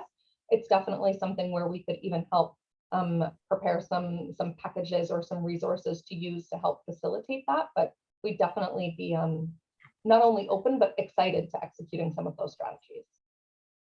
Yeah. Thank you very much. That sounds great, and I will be in touch. Thank you very much. And moving on to Mark Fisher. Yeah, thanks, Keith. And I'd like to thank staff for the report. You know, I guess my comments are going to be a bit sort of reflective after 13 years, and the fact that my time on this board is short. But I think looking at this plan, it kind of just reminds me of almost every conversation we've had so far about how we position ourselves to develop a strategic plan.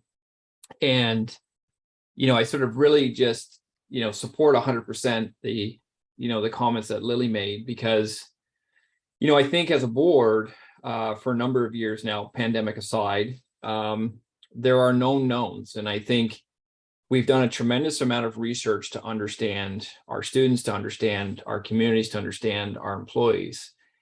And it's still not obvious to me, at least at a very strategic level, how we are prioritizing, how we are taking or making, purposeful moves to address those very real issues that we know that exist. And so I think the strategic plan, whatever it looks like in the next term, I certainly won't be here. I think it needs to be purposeful, and it needs to really identify in clear terms with clear benchmarks and KPIs, how this board intentionally is going to address some of these issues, because we keep talking about them.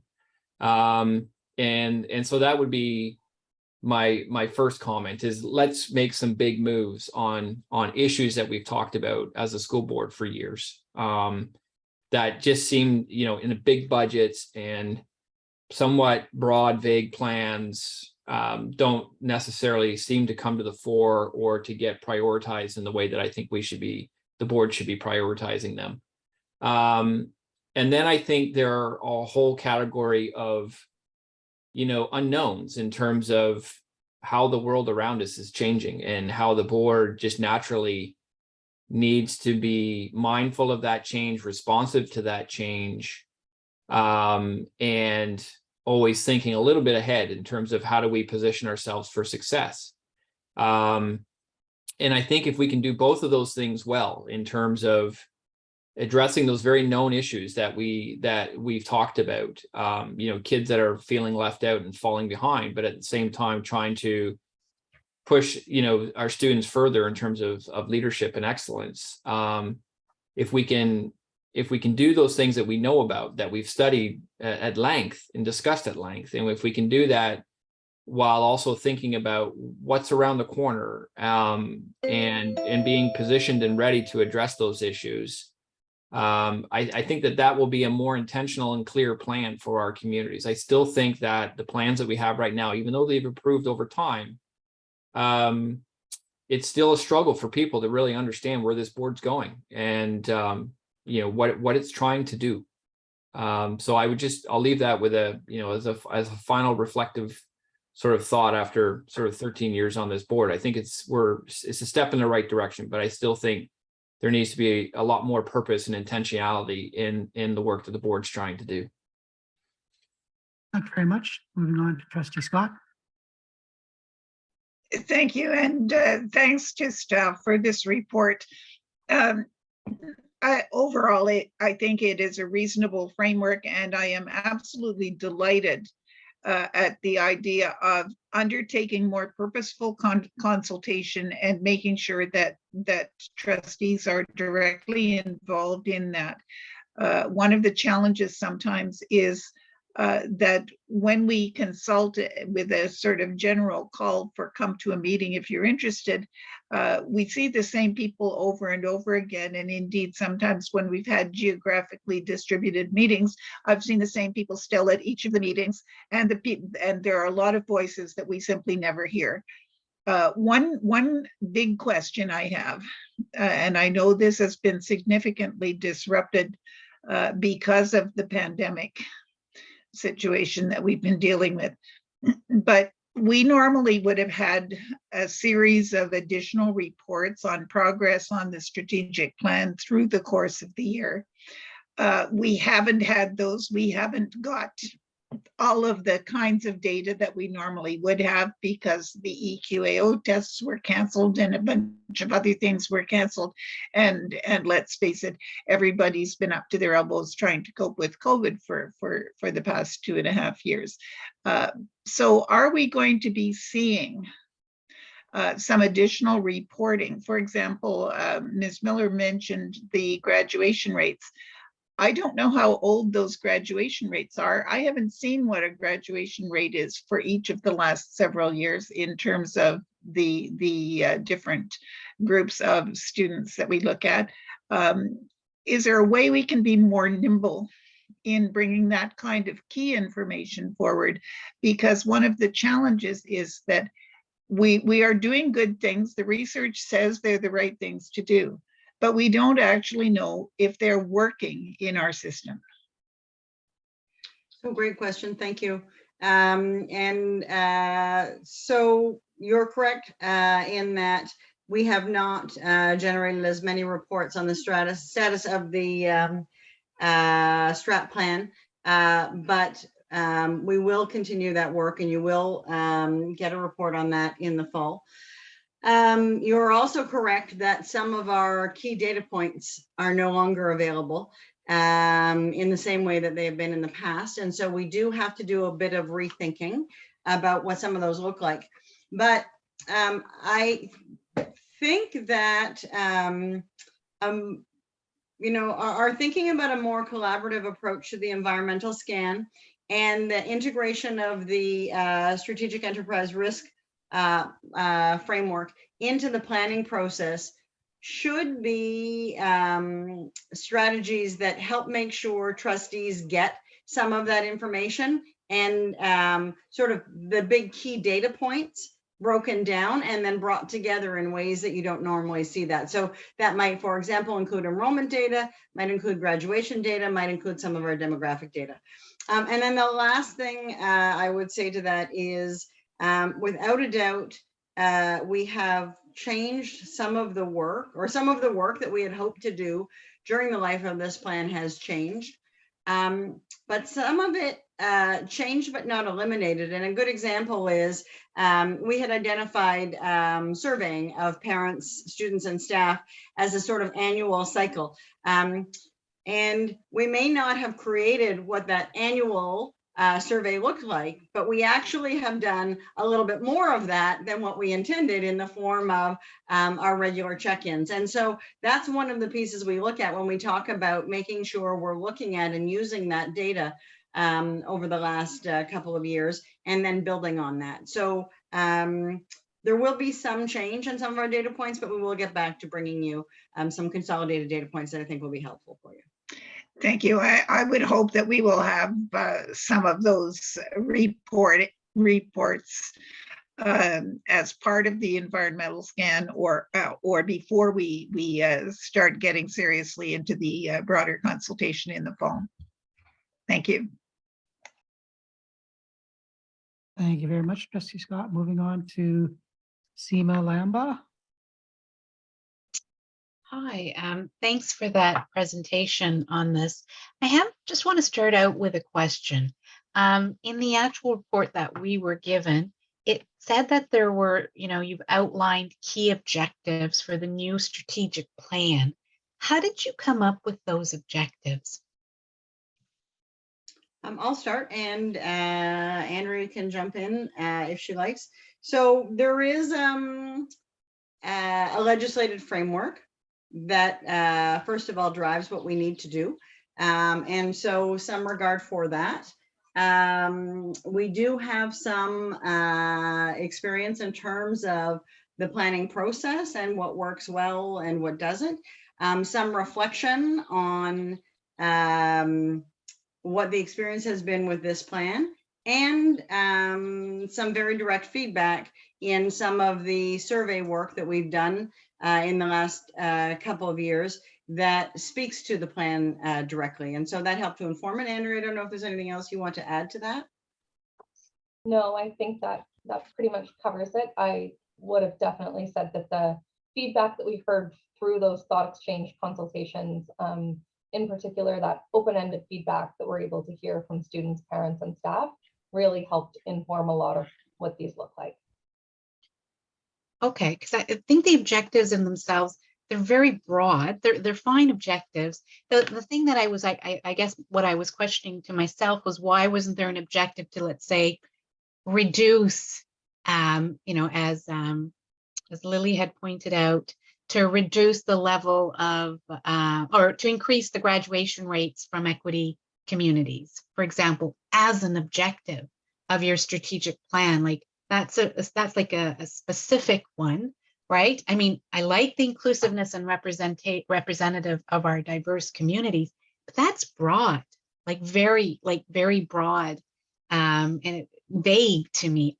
I like it, and it should be there, don't get me wrong, but it's not with all the knowledge and data and information. It seems, again, I don't want to reiterate what others have already said. It just seems kind of a little repetitive. Like, so, what? Sorry, I thought you were. No, go ahead. What I was going to say was one of the conversations we had as we were putting the report together was actually around the objectives, and maybe not clear enough, because the challenge question I had is, we're not actually at the stage of defining the objectives of the strategic plan in a detailed level. We're at the stage of defining the objectives of the strategic planning process. And this is the report that outlines the process. As we get that advice and input from the community, that's where we'll be more specific and more granular about what are the objectives about the plan itself, and then what do we think about what we've heard in terms of values, how does that reflect in terms of mission, vision, and values. So that maybe we didn't get to explaining quite enough in enough granularity. Okay, I think that's helpful. I mean, if this is like the planning stage, so I hope like moving forward, and you've heard it, that you can take what you already have, right? We don't need to reinvent it and gather that data again and build on it and dig deeper into those things, because, you know, come the cycle beginning to the end, we should, you know, we really, I think, just want to see there is a higher graduation rate. There's, you know, ways of properly dealing with complaints or issues that come up in the school board that's satisfactory. Like, we want to see outcomes, you know, in the strategic planning. Maybe at this point it's just that. So maybe that's why it seems kind of broad and very general to me. But yeah, that's just my comments on that. Thanks.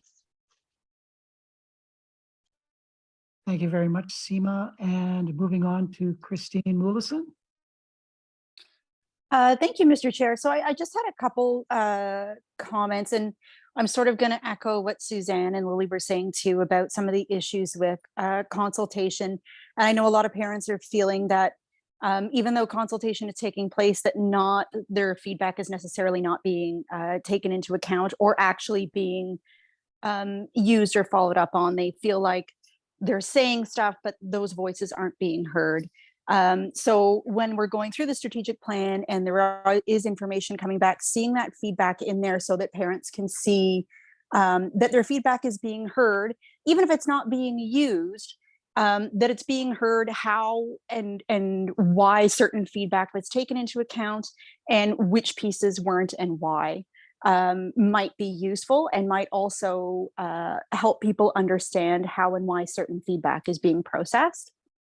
Another thing that I'm a little concerned about is if all these meetings are going to be virtual, we know that people are starting to have virtual meeting burnout.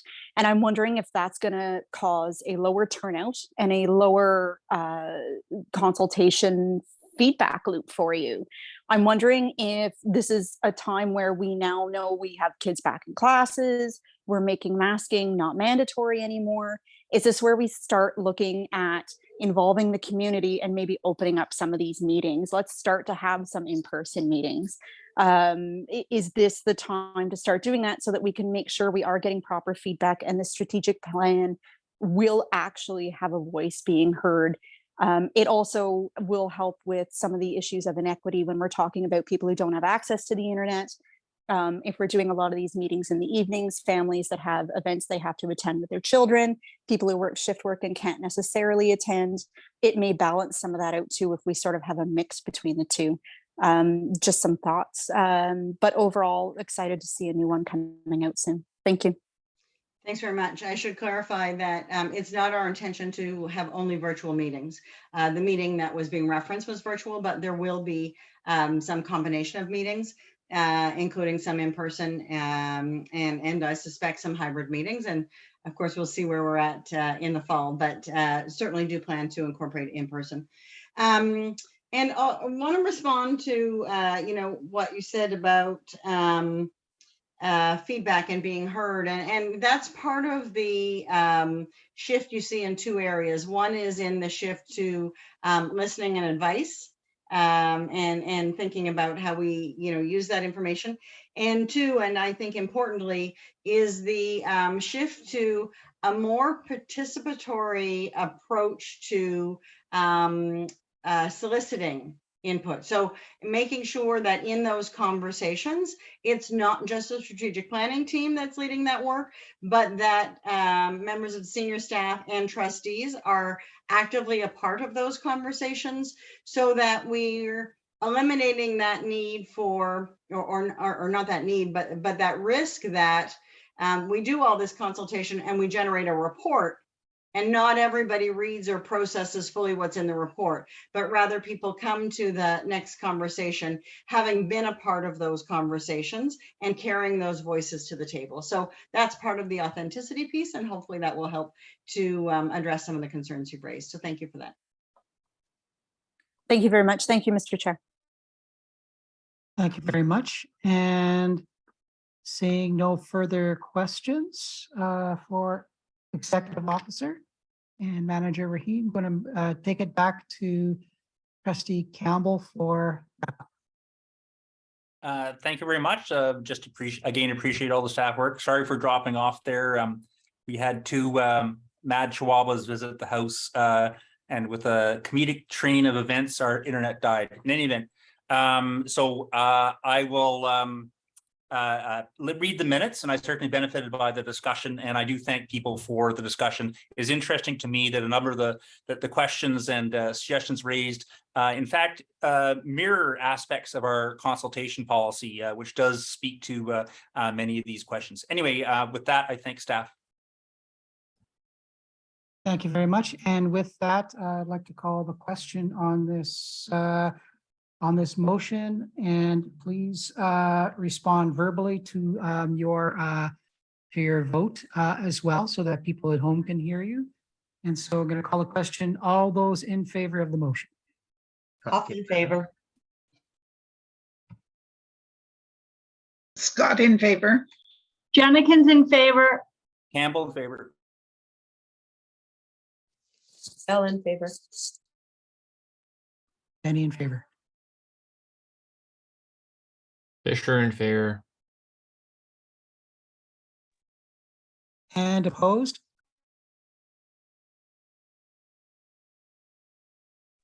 And abstaining? And that passes. Thank you very much. And it is 8:52. So what I would propose is we take a short break and come back at 9 o'clock to deal with item 7.2. So we'll see everyone in a few minutes. Thanks.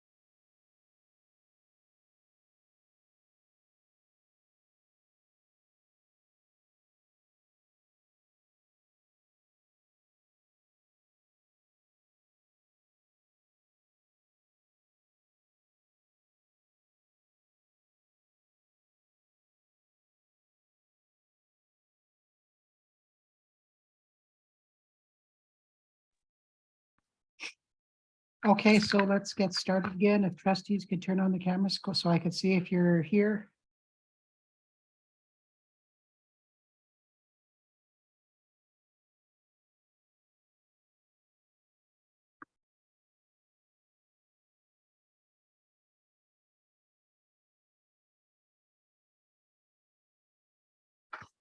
All right then,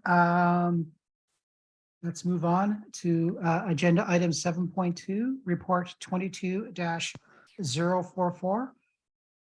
Approval of new policy P.144.SCO, pause for safety student exclusion. And I'd like to call upon the director to introduce that report.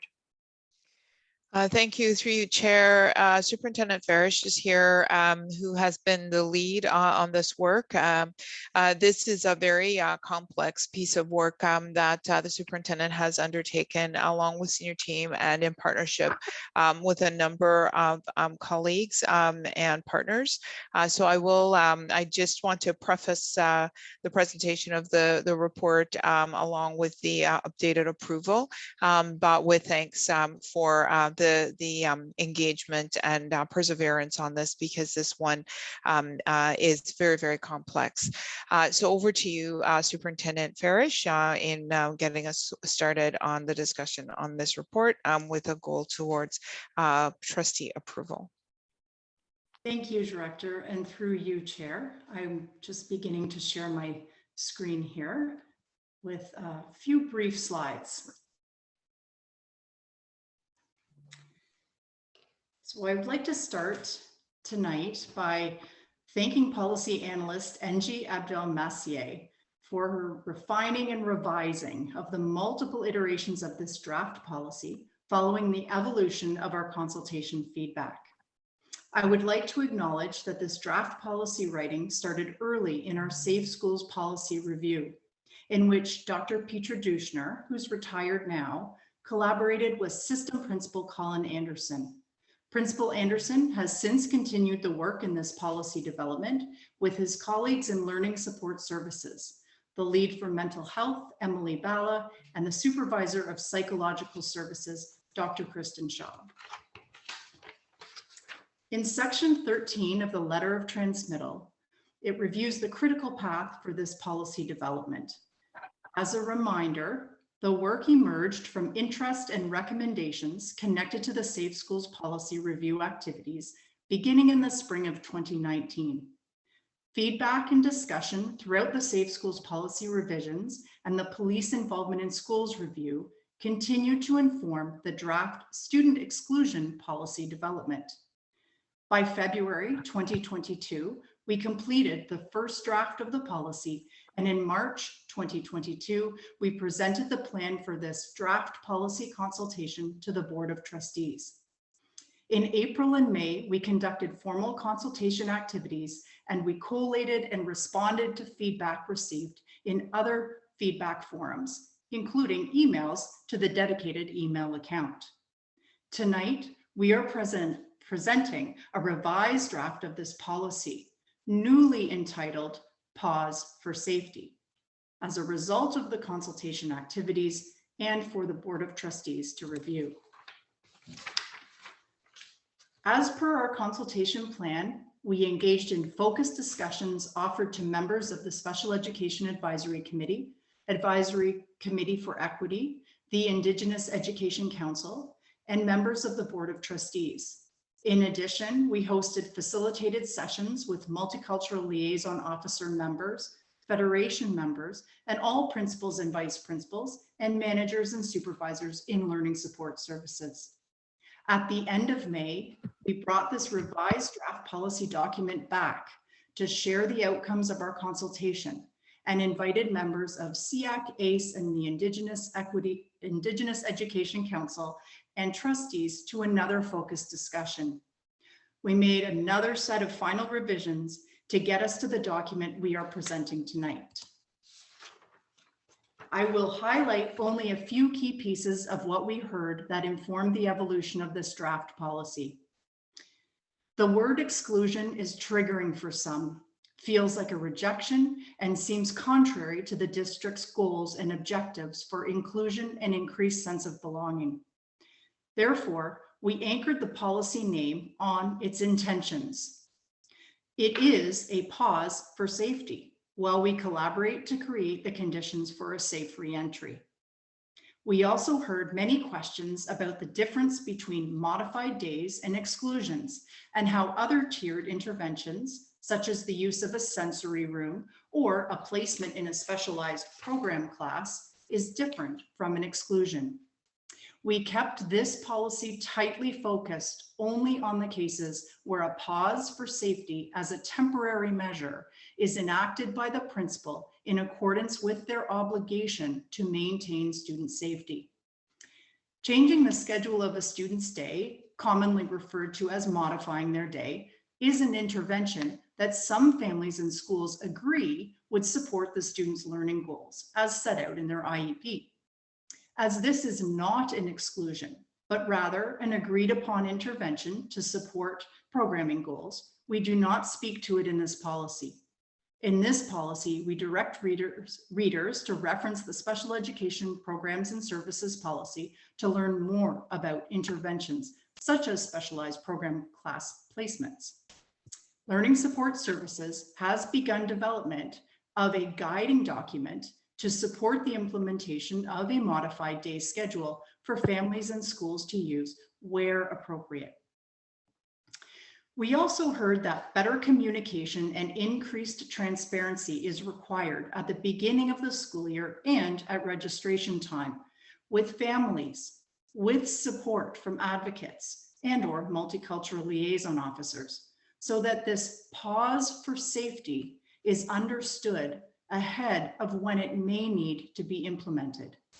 Procedural actions spawning from this policy and from the consultation feedback will include reviewing this new policy with multicultural liaison officers and members of the district's family and community engagement team, as well as the equity and the Indigenous learning education team members. In addition to welcoming families to obtain support from advocates during the appeal process, stakeholders told us that the policy should encourage that collaboration from the outset, with an invitation for families to bring in an advocate during the discussions and planning for re-entry. Oversight, recourse, and accountability were also important themes repeated throughout the consultation. As such, the policy does require internal accountability mechanisms to ensure the fair and transparent application and process. This feedback will inform the procedural documents in which a superintendent of instruction support of a principal's decision will be required for the implementation of a pause for safety. In reference to recourse, the process for making an appeal to the decision to have a student on a pause for safety will be modeled after the appeal process we use for suspensions. This process will be developed into a procedure. With respect to oversight and accountability, the district will report annually to the Board of Trustees to publish data on the number of pauses for safety, which are also reported annually to the Ministry of Education as exclusions. Some of the recommendations we heard in our consultation will inform the procedure that will be finalized over the summer. Many of the questions that we received have been collated and presented back as a Q&A reference document. This concludes my opening remarks in the presentation of the Pause for Safety policy. I'd like to thank the chair for leading the discussion tonight. Thank you very much, Superintendent Farish. And we do have some trustees with comments or questions, starting with Trustee Campbell. Thank you, Mr. Chair, and thank you profusely yet once again to staff for all the work around this. This is a policy, as staff know, I've long called for as a distinct policy at this board, and staff have really come through. Indeed, I did my own sort of checks and the AODA Alliance had reviewed exclusion policies across the district school boards of Ontario and had developed quite a critical white paper of their state, and had several criticisms. And my own amateur reading of what staff put together and what they intend to put in the procedure suggests to me that we will have, if not the best, certainly amongst the best policy and procedure in this area. And so I think that's a real step forward. Likewise, a lot of the concerns and criticisms raised about exclusion policies in Ontario by the ARC Law Disability Center, I believe it's in Toronto, have been, I believe, addressed by what staff have done here or proposed to put into the procedures. So again, very much appreciated. I will move the motion, Mr. Chair, but I do have just a couple of questions, more for the public record than anything else. The first is I'd just like to ask staff again to clarify, because it may not perhaps be absolutely explicit in the procedure, the intent. So if a parent disagrees with a modified day, staff spoke to where there's agreement, but if the parent or adult student disagrees with the modified day proposal, or disagrees with a placement decision, or disagrees with reentry criteria which need to be met, or what have you, do staff understand that at that point that no longer becomes an agreement but becomes an exclusion? Or perhaps they could in any event speak to the question.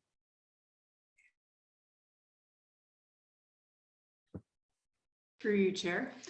Thank you for the question, Trustee Campbell. There may be two pieces here, Trustee Campbell.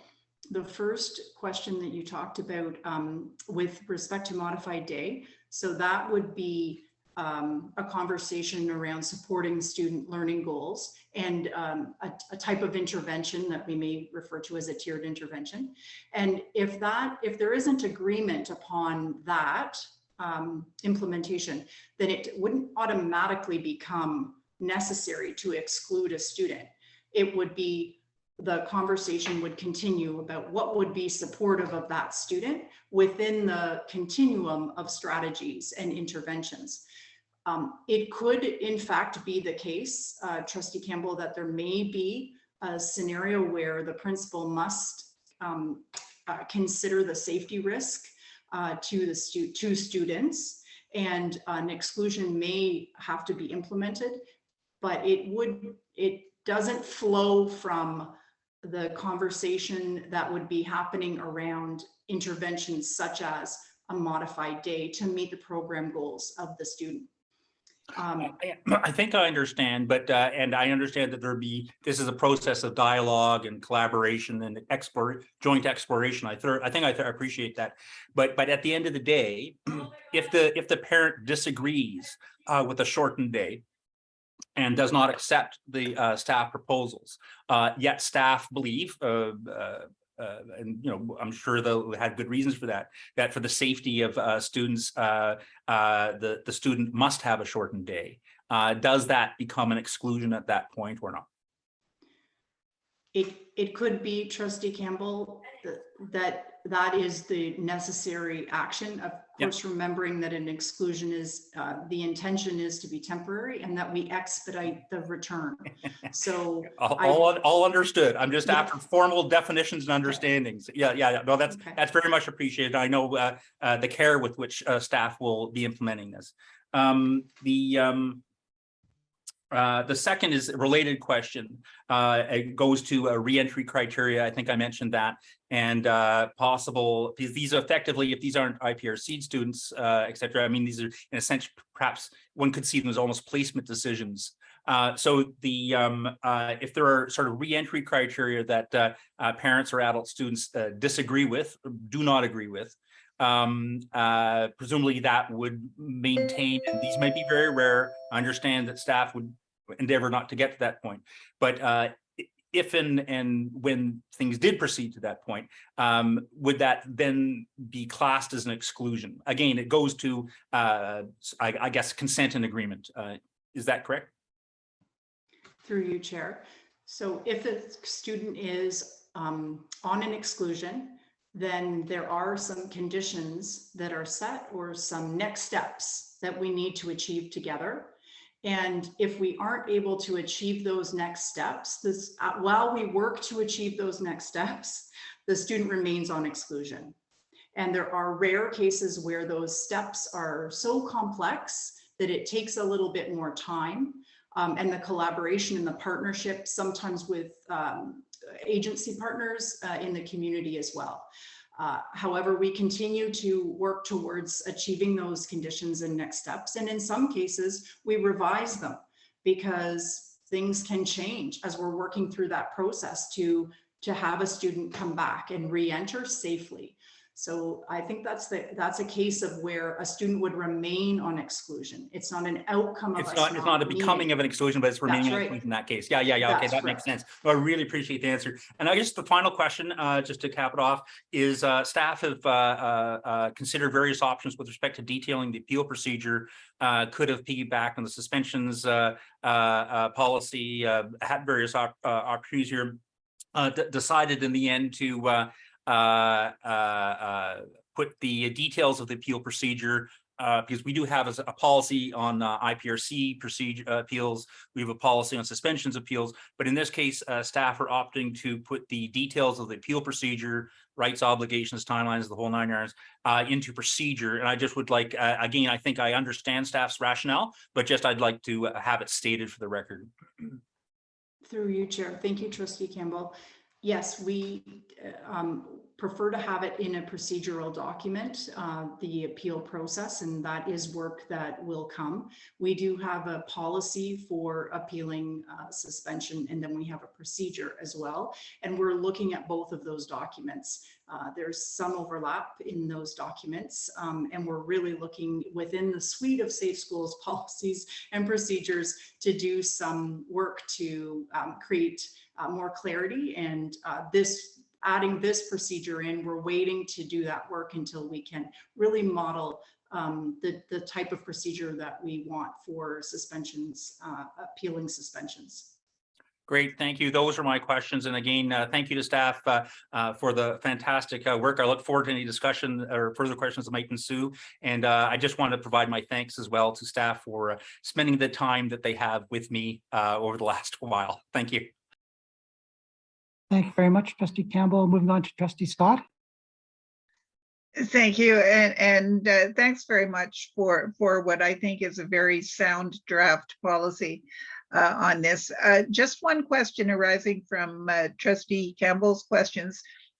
When we're talking about disagreements over interventions and so on, wouldn't that be something that would end up being considered in terms of the approval of the individual education plan, or through the an appeal of the IPRC process, or something like that? Is there not already a process for dealing with those things? Through you, Chair, I invite my colleague, Superintendent Simmons, to answer that question for us. Thank you. Thank you, and Chair, through you.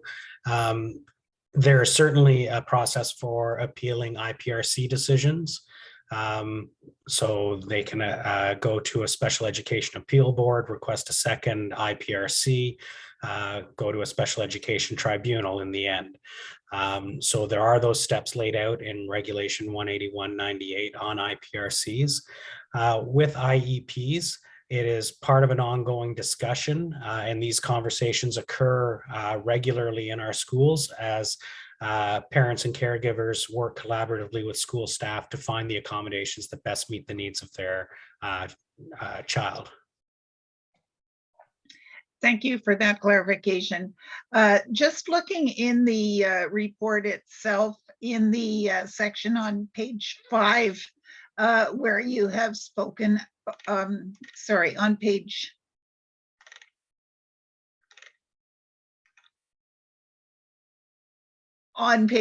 6 and 7, bottom of page 6, top of page 7, with regard to the appeal process. I don't quite understand the wording in the last sentence in the last column where there's reference stating the Education Act does not include these details. That's true, nor does it require the board to hold this authority, unlike suspension appeals. Because when I read section 265M, what I see right at the end is that the reference to appeal to the board. And similarly, in the relevant section of the Education Act, it refers under suspensions that it refers to appealing to the board, but then it also says that the board may choose to delegate the task of hearing the appeals to a panel of not less than 3 trustees. So I think that the Education Act does actually give the board the authority to hear the appeals. The thing is that if we decide to delegate, I think that would need to be a decision of the board to make that decision to delegate the authority to a smaller number of trustees so that it wouldn't be all 12 trustees required to hear each appeal.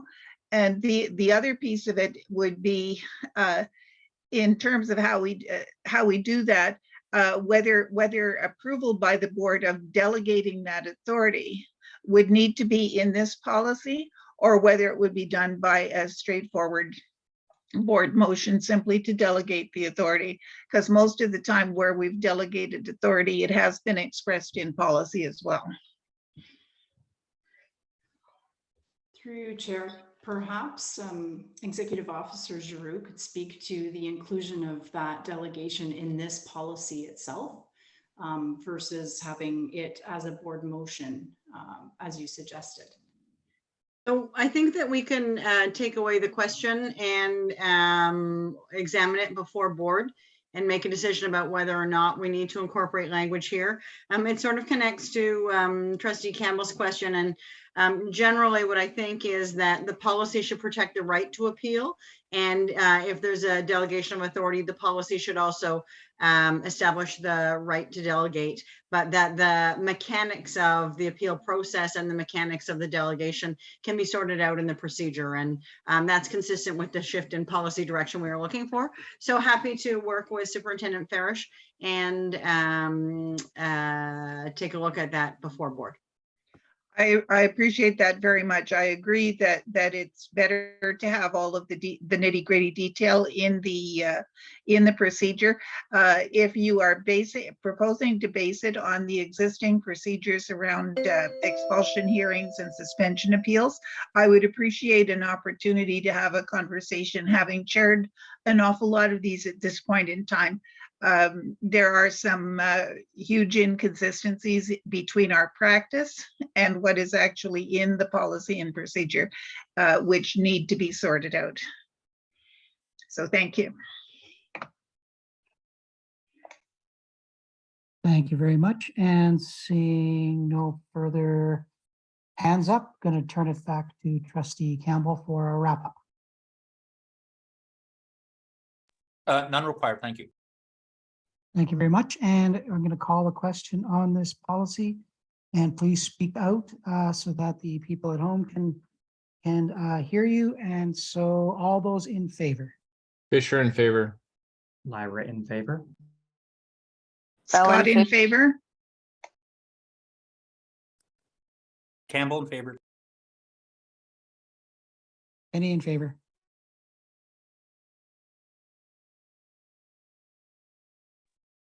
And opposed? Sorry, Huff was in favor. And abstaining? And that passes. Thank you. Moving on to our reports. And the first one is the Parent Involved Committee of April the 13th, 2022. I'd like to call for a mover to receive that report.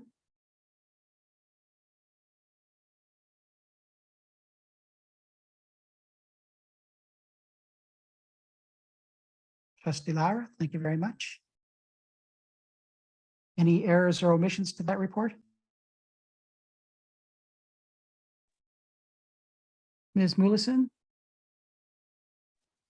So there are two things that I just wanted to note. One is an issue with the attendance. It lists me as being present and I was not present at that meeting. Two is I'm concerned about the issue of quorum under Ministry in the Education Act. Quorum was not actually reached in this meeting, as a majority of the people attending should be parent members, and there was only 3 actual parent members attending that meeting. There were only, and there were 6 non-voting members, therefore quorum wasn't met.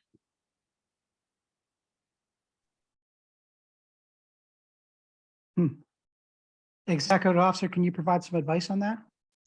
Well, I'm happy to take it away and talk with Manager Guthrie and Superintendent Dua. I wasn't aware that there was a quorum issue. We do have some practice in the past where the committee didn't have quorum, and we reflected the conversation as notes rather than as official minutes of the committee. But I would suggest that maybe we not approve these and we better understand what transpired, and then we can bring it back to you at the June meeting, unless there is any clarification that can be provided tonight.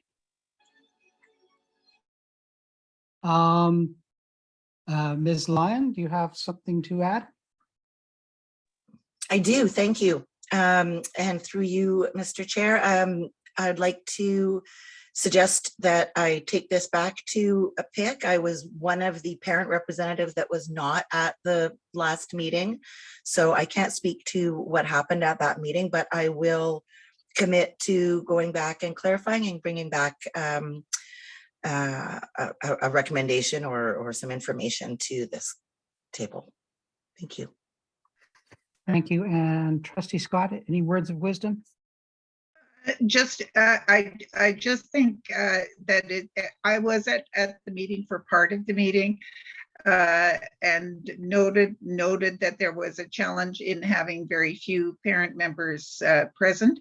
However, I think historically, reading the bylaws of PIC as far as quorum is concerned, the non-voting members are not the ones who are counted. It is the voting members.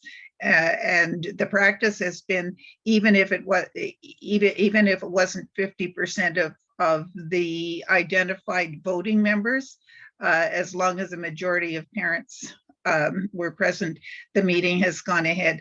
I'm not sure that that is in fact the correct way to do things, and I do strongly recommend that the bylaws of PIC be reviewed in that regard and revised if necessary. They are not bylaws that are approved by the board. It is within PIC's control to make any adjustments that are necessary.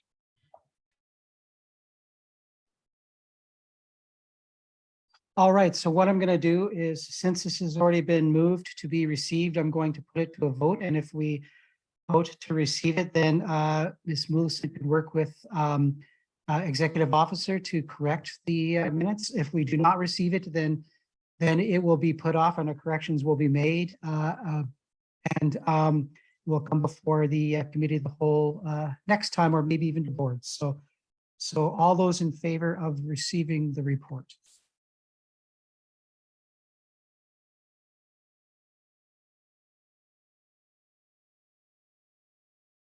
And opposed? Sorry, I didn't hear that, Mr. Chair. Are you calling for those against or those opposed? Those opposed?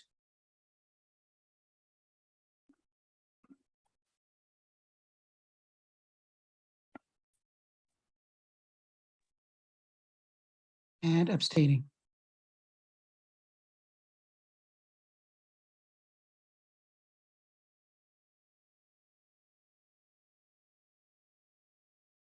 And the motion is defeated. And so it will have to, this report will have to be revised and come back at a later time. So. Can we just, I'm just taking a look here to see.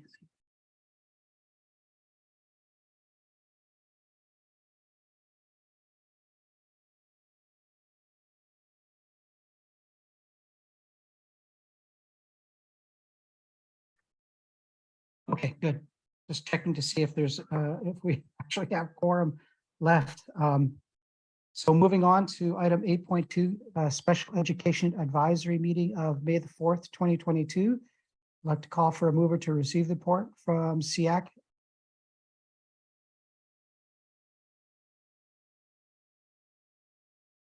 Trustee Lyra, thank you very much. And are there any errors or omissions to this report?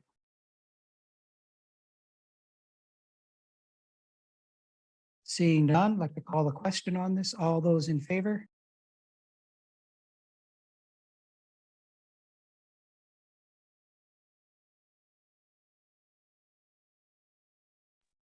And opposed?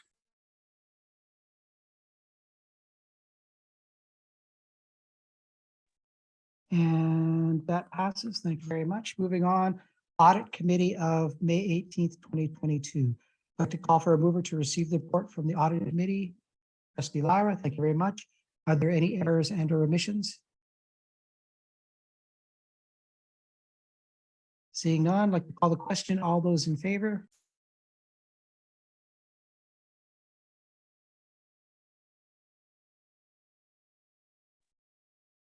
And opposed?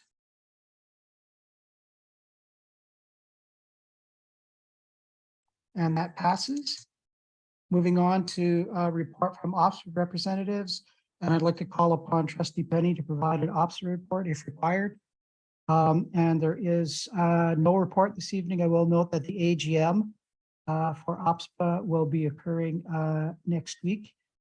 So that will provide much further information moving forward from our new OPSPA representatives, Trustee Scott and Trustee Jenkins. Trustee Scott? Oh, do you have something to add, Trustee Scott? Sorry about that. No, Mr. Chair, I do have a question though. Yes. And that is, I wonder if by a show of hands, I could see how many of our board members are in fact planning to attend any part of the OPSPA AGM this week, this coming weekend.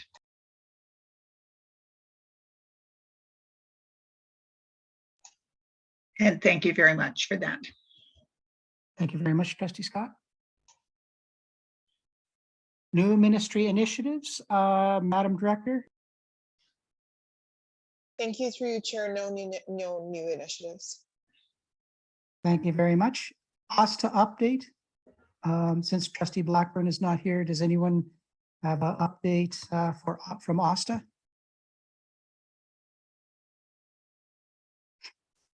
And seeing none, new business, any new business?